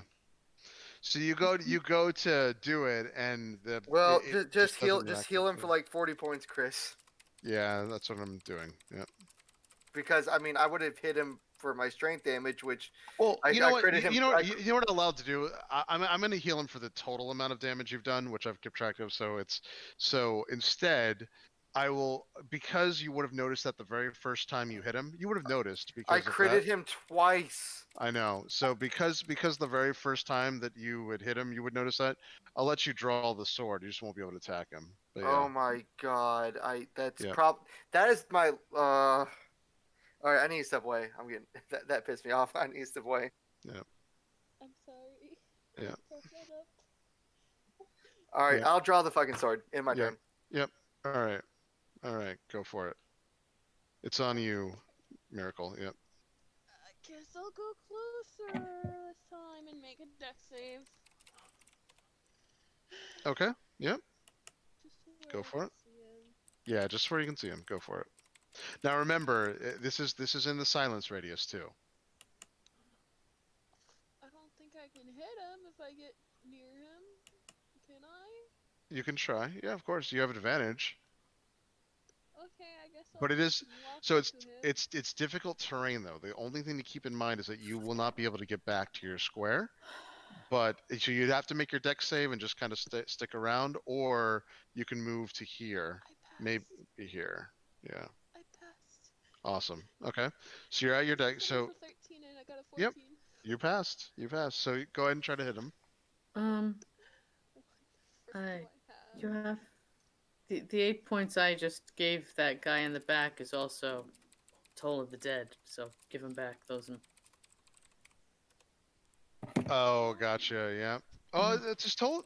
You know, that's super weird because necrotic, isn't it? yeah, I think it's necrotic. It's Okay. necrotic, so you're fine. Yeah. You're Okay. Even though it is a bell, I know it's weird. It's necrotic damage, so you got it. It's still there. Yeah. Yeah, as long as you're outside of the silence, it'll always work. It's just that if it's a sound generated damage in the thing, unfortunately, this isn't. negates All right, it. necrotic. All right. Yep. Yep. Okay, I guess I'm gonna go hit him with the dagger. Yep. Damn, just missed by one. Yeah. It's a 19. Yep. All right, Pandemonium, it's on you. And trust me, that silence will come in handy big time if he ever gets out of it. So the silence is still doing a good job here, but I'm gonna drop if he ever it gets because out. I'm gonna drop it because Okay. I think Gage might actually come to Connecticut. No, if I don't drop it. I'm just gonna draw my sword. I'm smack You because I just wasted told 2 me crits. to drop it. No, I'm don't not drop really it. gonna drop it. Tell me what Yeah. you want. Yeah, it's I'm going to McDonald's. What do you want? Chris, yep. Yeah. What's up, Sia? I was gonna say before. No, Sorry, I didn't mean Sia. Sorry. Go ahead. I was gonna say before I ended my turn, would I have been able to grab one of my other daggers I have? No, because you'd have to draw it. No. Oh, okay. Yeah, you could spend your whole act, like you could have spent a whole action doing that, but no. It's, by the way, this is for everyone. This is the one thing that we can't like get around. If you want to draw another weapon, it's an entire action. If you even want to go into your bag, sometimes, like specifically with certain items, you can quick like pull things out, but usually it takes your whole action to search for shit and all that stuff. But anyway, it's on. So Pandemonium, it is on you. Okay, You so can do whatever you want. I won't drop it. I Yep. won't drop it. I'll keep it up. Yep. Technically, we're not supposed to be talking about any of this, but it's fine. This is a hard fight, so I'm being lenient on it. So, because I am telling you right now, if this guy gets up and goes through it, and I get to use all of his actions, it will suck. So You had guys 2 are doing turns really of that. good. I know you're doing really good. Well, see, it doesn't matter. We'll talk about it afterwards. He has to. There's a whole mechanic that's involved that he's primed up and ready to use now. But anyway, so go ahead and tell me what you want. I mean, I can't even see him without getting into the grease, right? That is correct. Yes. I'll try it. Okay. So you get here. Yep. Just make your saving throw. 13 or better. Okay, I make it. Okay. Cool. Yep. I'm going to. Everyone has rolled their save but me. That's amazing, but yep. Go for it. I haven't rolled it. I failed twice, but I'm always gotcha. in my shell anyways, so it didn't matter. Yeah.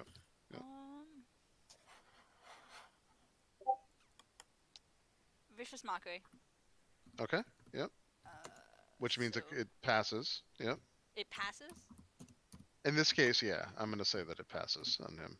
Okay, then I just leave the grease range. Yeah, that's he's been incapacitated, and it's been so many rounds that if you guys want to start putting... Yeah, exactly. He was going to fail that anyway, I think. But in this case, like wisdom saving throws, anything.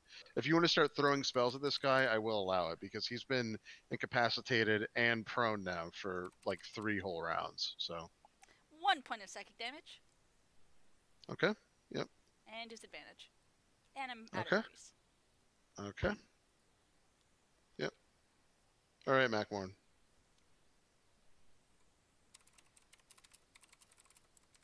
Do I have to start with the deck save?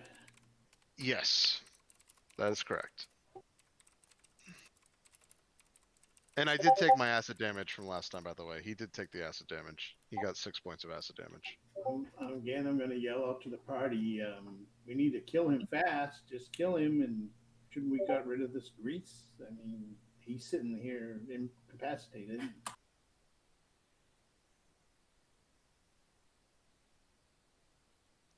Yep. What you don't, what you don't know, Macmorn, is that I don't think there's a way that he can get rid of the grease without setting it on fire. But anyway, so, yeah. All right. So, do you want to hit him, Macmorn? What do you want to do? Yep. Yeah, I did hit him 25, and I did 25 hits. Yep. 5 points of damage. Okay. And yeah, what's up, Miracle? I wanted to say this, and I'm sorry for this, Henri, but you done this to us. Vicious Mockery is the creature has to hear you. Okay. Oh no! Miracle, shut up! Yeah, that. I've only done like a collective fucking 10 damage to people. It doesn't matter. I should totally be catching this anyway, so it's fine. It's so funny. Out of all the times that I've gone through, you're like the fucking kid who reminds the teacher we had homework. But no, she is right. She is right. I just double checked. That is correct. It does have to hear you. It doesn't work. So that's fine though. Yep. I'm healing him now. Chris, all just right. mute her for the rest of the fight. No, this is the way it's supposed to be. It's good. So anyway, all right. And I appreciate it, Miracle. Okay, see you. See you. It's like on 60 you. damage negated because this fucking spell. Yeah. I'm sorry, I'm laughing. You're gonna stay. The grease is still up for what? Another round? 4 rounds, right? So 3 or 4 rounds. Oh, yeah. So we're gonna do the good old Eldritch Blast. You could always light it on fire if you wanted to, and it would get up really quickly that way. But go ahead. Yep. Everyone gets late, and that's not my intention. Yeah. So everyone seems to be ganging up on this one man, so I'm gonna just pot shot the people in the back with Eldritch Blast. Go for it. As always. Yep.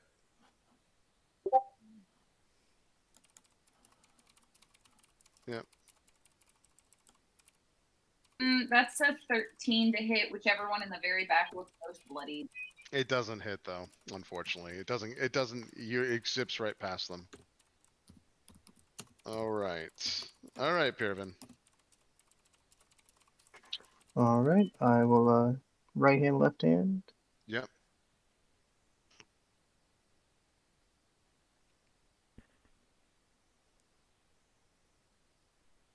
$21. Chris, when this is over, you have to look in our general chat. So what is it? 21. Yeah, that hits. Yep. 9 damage. Yep, cool. 9 damage. Another 21. Wow. Yep. Awesome. Plus another 9. Yeah, so you're getting him right in between his armor, which is perfect. Yep. So 18 points of damage. That's pretty good. And then I'll do bonus action and then sneak attack. Okay. Yep.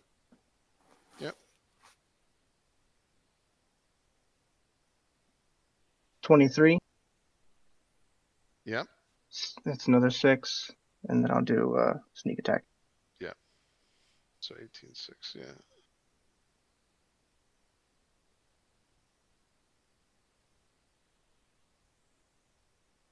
Yeah, Pyramid's making up for some of your damage. 29 damage.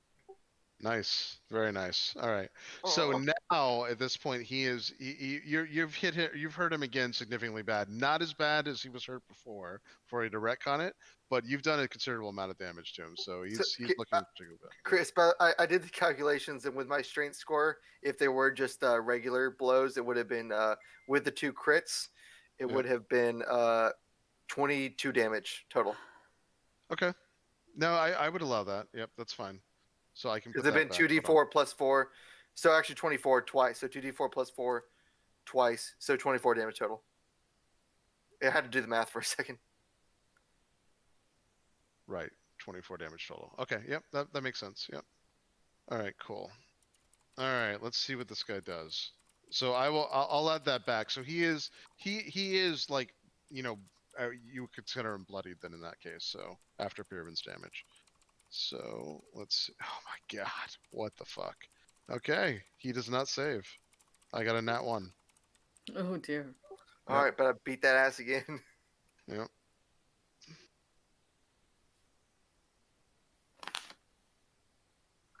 All right.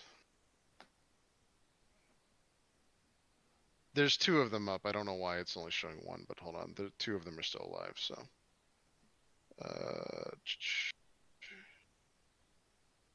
All right, Gretna, it's your turn. Yeah, I'll rinse and repeat the guy I have line of sight on.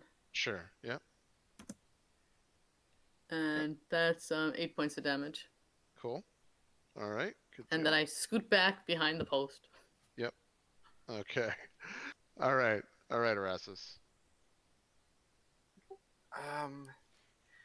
Well, my Thunder Gauntlets, strangely, are just not working right now. So I'm going to draw a replier and just stab it into his stupid face.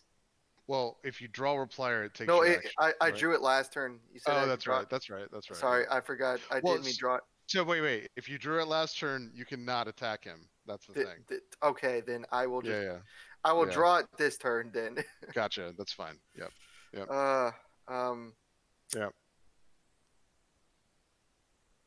Yep. Yeah, that's all I got, folks. Yep. That's my whole turn. The sword. When you do draw replier, by the way, and it gets out of its sheath finally, it does telepathically tell you it's like finally a worthy enemy. But all right. I'm going to kill him so much with this. All right. It's go. Oh, and make your dex save. I'm sitting on him. I'm not moving. Oh, that's right. That's right. Even if I don't make the dex save, I just fall further onto him. That's true. What am I saying? Yep. And he did take. By the way, I took my acid damage on top of that. And go ahead and make your dex save. Go ahead and make the dex save. Miracle. What? How much acid damage did he take? He took 6 points of acid damage. Good. At least I contributed. Yep. Miracle? I thought it would be at the end of the turn because it says when you end your turn there. So. Oh yeah, no, it can't be. It can't be at the end. It doesn't really matter actually. So, Let's go ahead and do your attack, and then you can. Yeah, it may matter. You're right, because if you become prone, then you would have. Yeah, so go for it.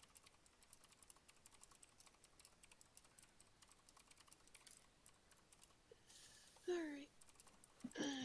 A dagger. Yep. Yep. Please freaking hit for once. 23. Yep, that hits. 5 damage. Okay. Yep. Awesome. All right. Kill this guy quick. All right. All right, Pandemonium. And I'm prone. Okay. Yep. Okay. So you slip. Yep. I'm not really gonna be doing anything. Because yeah, Vicious Mockery was the one thing I was doing. So I'm just gonna keep out and make sure silence stays up. Yep. All right. Okay.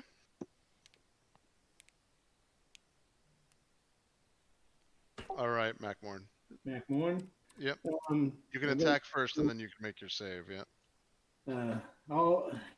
Everyone kill this guy before he gets up. How about sing us a song of inspiration or something? We're in silence. Yeah. No one can hear you. I was about to say that. Yep. Remilix. Yep. Okay, we'll go ahead and try to attack him.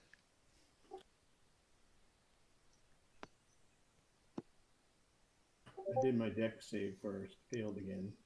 Okay. You can attack first, though. You can attack and then make your deck. It's fine. You're failing it, but go ahead and attack. So I don't have advantage, though, right? Well, no, you're not technically prone yet, so. You go prone at the end of your turn. Yeah. So you can attack, and then you're gonna slip.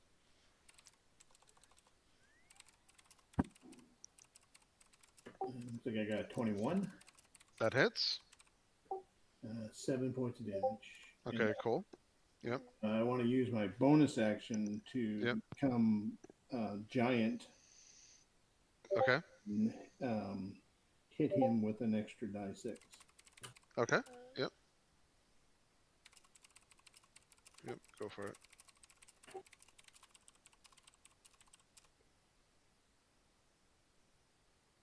Oh, and he's hexed, so he takes 2 points from being giant, and then takes from being hexed another die 6.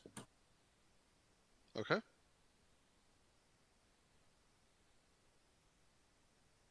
4 more from hexed. Okay. Mac, you're in the wrong channel. Oh, well, I rolled him. Group 2. All right, Sio. That's fine. All right, Sio. It's your turn. So is the enemy fully surrounded right now? He is. Okay, so what would the possibility of Misty stepping... Actually, wait. How far would it take for me to Misty step towards the back of the room, towards the other 2 remaining enemies? It would be 1, 2, 3, 4, 5, 6, 7, 8 squares to get to here. So 8 squares to get right next to the closest one. 8 squares, which is 40 feet. So I would like to go as far up until the grease as I can, and then Misty step 30 feet to be as close as I can to the 2 remaining enemies. But outside the grease? If I have to land in the grease, if I can get outside the grease, please. But if I can't, okay. So here's the thing: you can actually get outside. If you land where I'm showing you here, you're not even silenced. No grease, no silence. Ooh, that would be perfect. Yeah. Yes. This is where the silence stops. So you're right outside the silence. Cool. Then I will use my bonus action to Misty Step. Yep. And then let me mark that. And then I would like to use Burning Hands on the 2 enemies in the back. Sure. Yep. Yep. That's okay. All right. Miracle, if you have to go, we'll do this as the last one because it may end up mattering. He's still got, just so everyone knows, he has a little over 40 hit points left. So. Oh, we can take that down in a round. We'll see. Yeah, let's see. If not, if not, Miracle is just damage? gonna be like dead. But. Yeah, you know what? He'd already be dead if. Yeah, Miracle. So here's the thing, Miracle, you can leave, but like it's gonna be hard for someone else to kind of like play your character unless we just auto attack with your knife, which I'm fine doing if that's what you want. But fuck, just auto hit magic missile at 2nd level. Fine. Yep. That's fine. It's just a +5 to hit. Okay. Okay, that's fine. All right. So yeah, go ahead and do. So you did your you did Burning Hands, and how much damage? So it's a dex save on their part. Right, which means then they can't do it. So they're just gonna take damage. So. Yeah. So I need to roll because this is at 2nd level. Yep. It is 4d6. Oh wow! Yeah, that's right. Yep. Yeah. 4d6.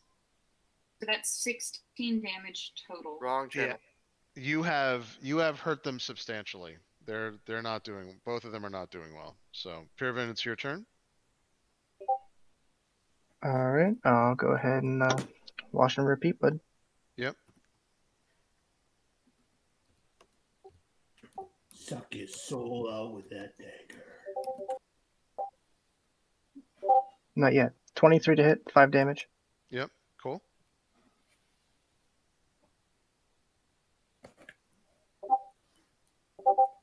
Uh, 16 doesn't hit, and then I'll take bonus. Okay. Okay. The bonus damage was 12. But I missed, and I'll just roll sneak attack. Okay. Yep.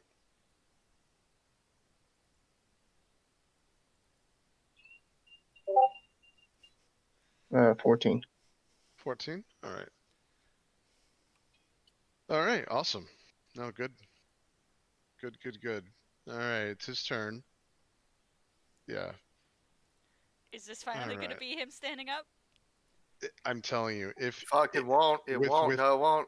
It won't matter. If he gets out of this with the grease and everything else, it will be Armageddon. So let's see what happens. Oh my god. Good. Unbelievable. Nope. I can't get out of it, so it's good. You guys get another round. Okay, guess what I'm gonna do. He only makes that roll at the end of his turn. That's 10 points of damage to the guy I have line of sight on, and I'm gonna put myself. No, I know, but that's all I can do in this case. But, you're right though. I guess even if I get out of it, I'll have to look that up. I'm not. He's incapacitated, so I mean, he has to roll to get out of his incapacitated state at the end of his turn. Right. So even if he rolled a success, that would have still been his turn. Yeah, you're right. Yep, that is true. Yep. All right. So it's sorry, Gretna, go ahead. That's okay. The guy I have line of sight straight down is on 10 points of damage. Awesome. Okay. Yeah, he's like bleeding all over, hurting incredibly bad. So, yep. All right. All right.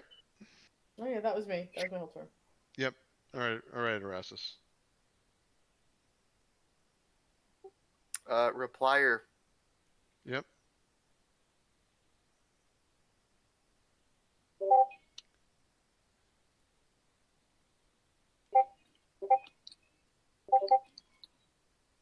$27 to hit. Yep, that hits. For 12 magical slashing damage. Yep. My offhand is going to be, I'm going to do thunder. Fuck! Can't do it. Yeah. Yep. So I was just going to do an arm strike with my offhand then. Yep. It did not hit. Okay. All right. Miracle's going to try to attack. Oh, wait. I forgot to roll with advantage. Let me roll again and see if I get another nat 20. Sure. I did not. Carry on. Yep. Miracle, are you there? If not, I'll roll for her. She is not there. Okay. Yeah, I think I can roll for her real quick. I just did. She got a 13. It didn't matter. So, Roger plus that. 5 to it. Yep. All right. She to be prone. Yep. Yeah. I think she was prone anyway. But let me do her save. No.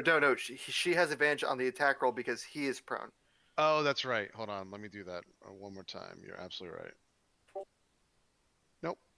No, I'm rolling terribly. Wow. Good. Keep doing it. Yep. And let's see if she is prone again. Yeah, she's prone. So. Slipping and falling. All right.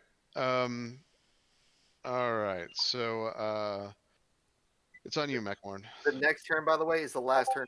Is up. Yeah. Hit with my hammer, got a 22, did 5 points of damage. Plus yep. corpse there. I get add 2 die 6 to that. Yep. Why are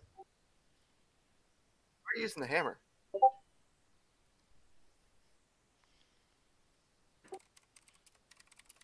Oh, for the corpse there thing. Right, I do another 10 points of damage from the hex in the giant. So. Okay. Yeah, he's not doing well at all. You can tell that you guys have severely hurt him. Sio, it's your turn. Kill him. He's not undead. Yep. Glaive does more damage then. No, he might be. He might be. He might be. But it depends. Like, the radiant damage, if he is undead, you just roll extra damage, or do I take the extra damage? Which one is it? You roll an extra die 8. Trying to think. Yeah, well, then I'll spoil it for you. He's technically not undead. We'd probably see some effect if he was. Yes. Yeah. Yeah. Or something. The grease is still up, yeah. Grease is still up. Yeah. Well, hang on. I need to check the. Nope, can't cast that over there. It takes verbal components. Just hit him. I think I'm to do the more irresponsible thing and cast Burning Hands again on the same people I just. Sure. Yep. Go for it. Go for it. It failed, so that's 46 again. Yep. Yep. That's 11 total. 3 2s. All right. Yeah. They you still hit them pretty hard. You can tell they're doing very poorly. Are they Pirvin? bloodied? Yes, they are beyond bloodied. Yes, both of them. All right, yeah. Pirvin. I'll do the thing. Yep. Him. End it. You definitely want to do enough that you can kill 22? him next round if he gets up. Yep. That's 6. Okay. It's the attack because I'm on top of him. Yep. 13 misses, and I'll take bonus. Yep.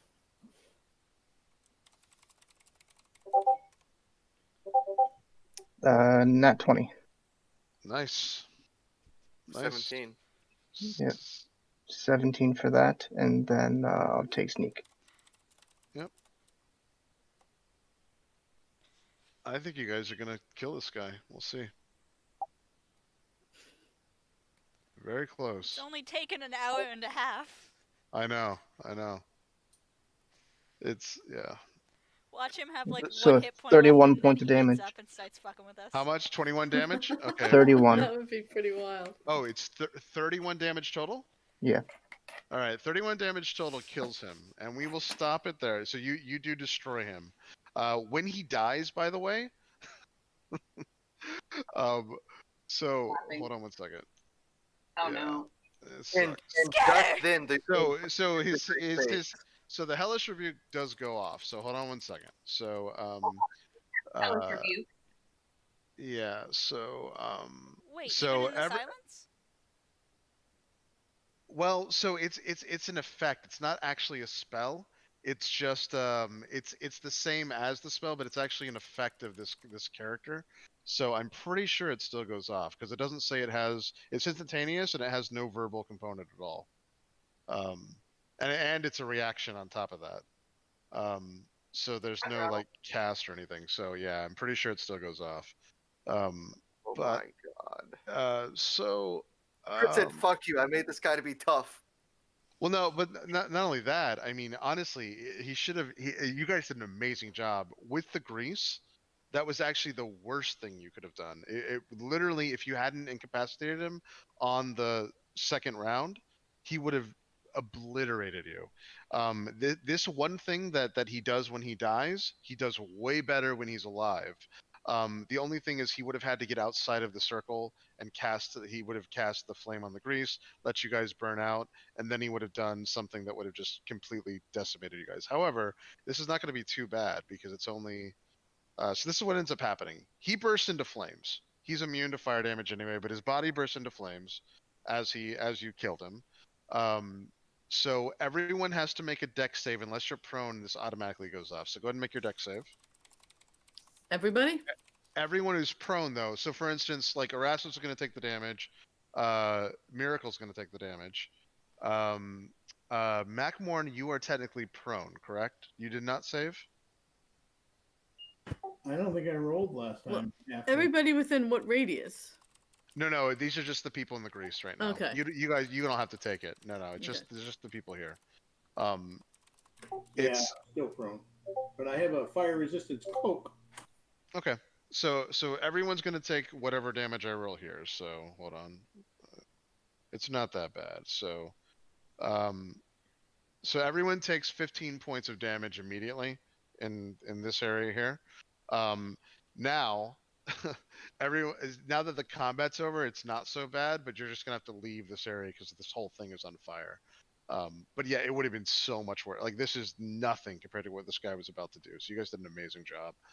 But so everyone takes 15 points of damage that's by him. But everything does like burst into flames. You can tell that technically his bone armor seems to be like immune from this, but everything else is in flames, and we'll end it here, and we'll start off exactly in the thing. But as that happens, his two servants disintegrate themselves, so they die immediately. I'm trying to grab the Out sword. of character, Chris. Yep. How good did that go, and how bad did you think it was going to go? No, that went amazingly well. I actually thought that I was going to win this fight. I mean, I really did. I thought that there was a couple things that I thought you guys might do that were just like this, but this was very, very good. I just happened to roll really, really bad. The grease was I actually thought the grease was like, oh, this looks like it's going to be good, but this will be easy. Like, I'm definitely winning with the grease up, but no. Yeah, you guys did an amazing job. I think it's fascinated. That was good. I mean, yeah. And technically, I think I had disadvantage. When you hexed me, I had disadvantage on the wisdom. On all wisdom saves. He had all. Yeah, so it would have been hard. It would have been hard anyway, even if That's why I threw the hex first. Yeah. So yeah. And even if he had got up, I would have still been in his way. I was going to use Sanctuary on myself.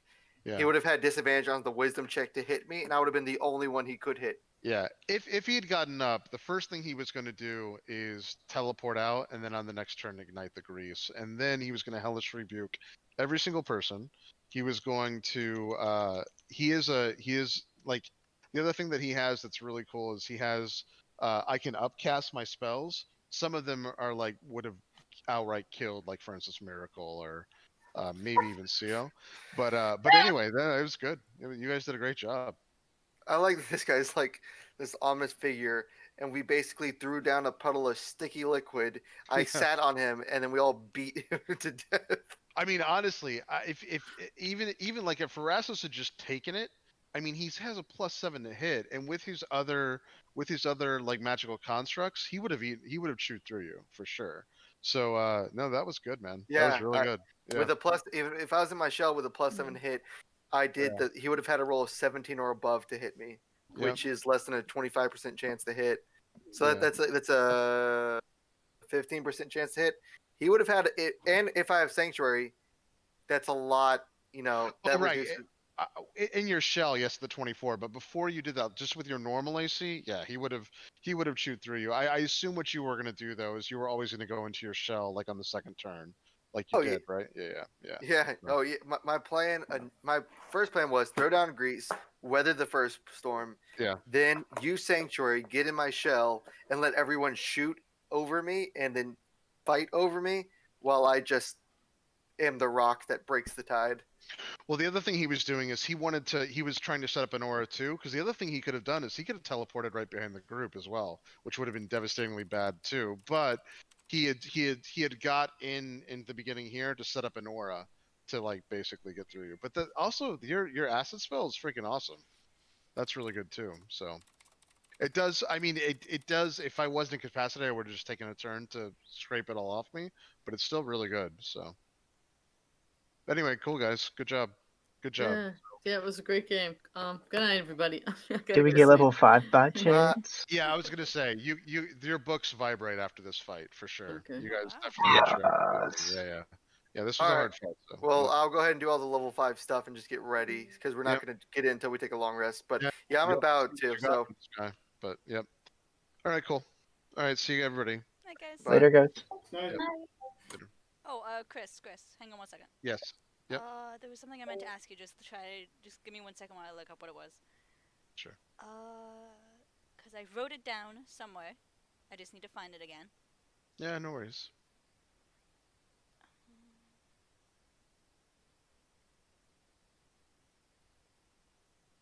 Sorry.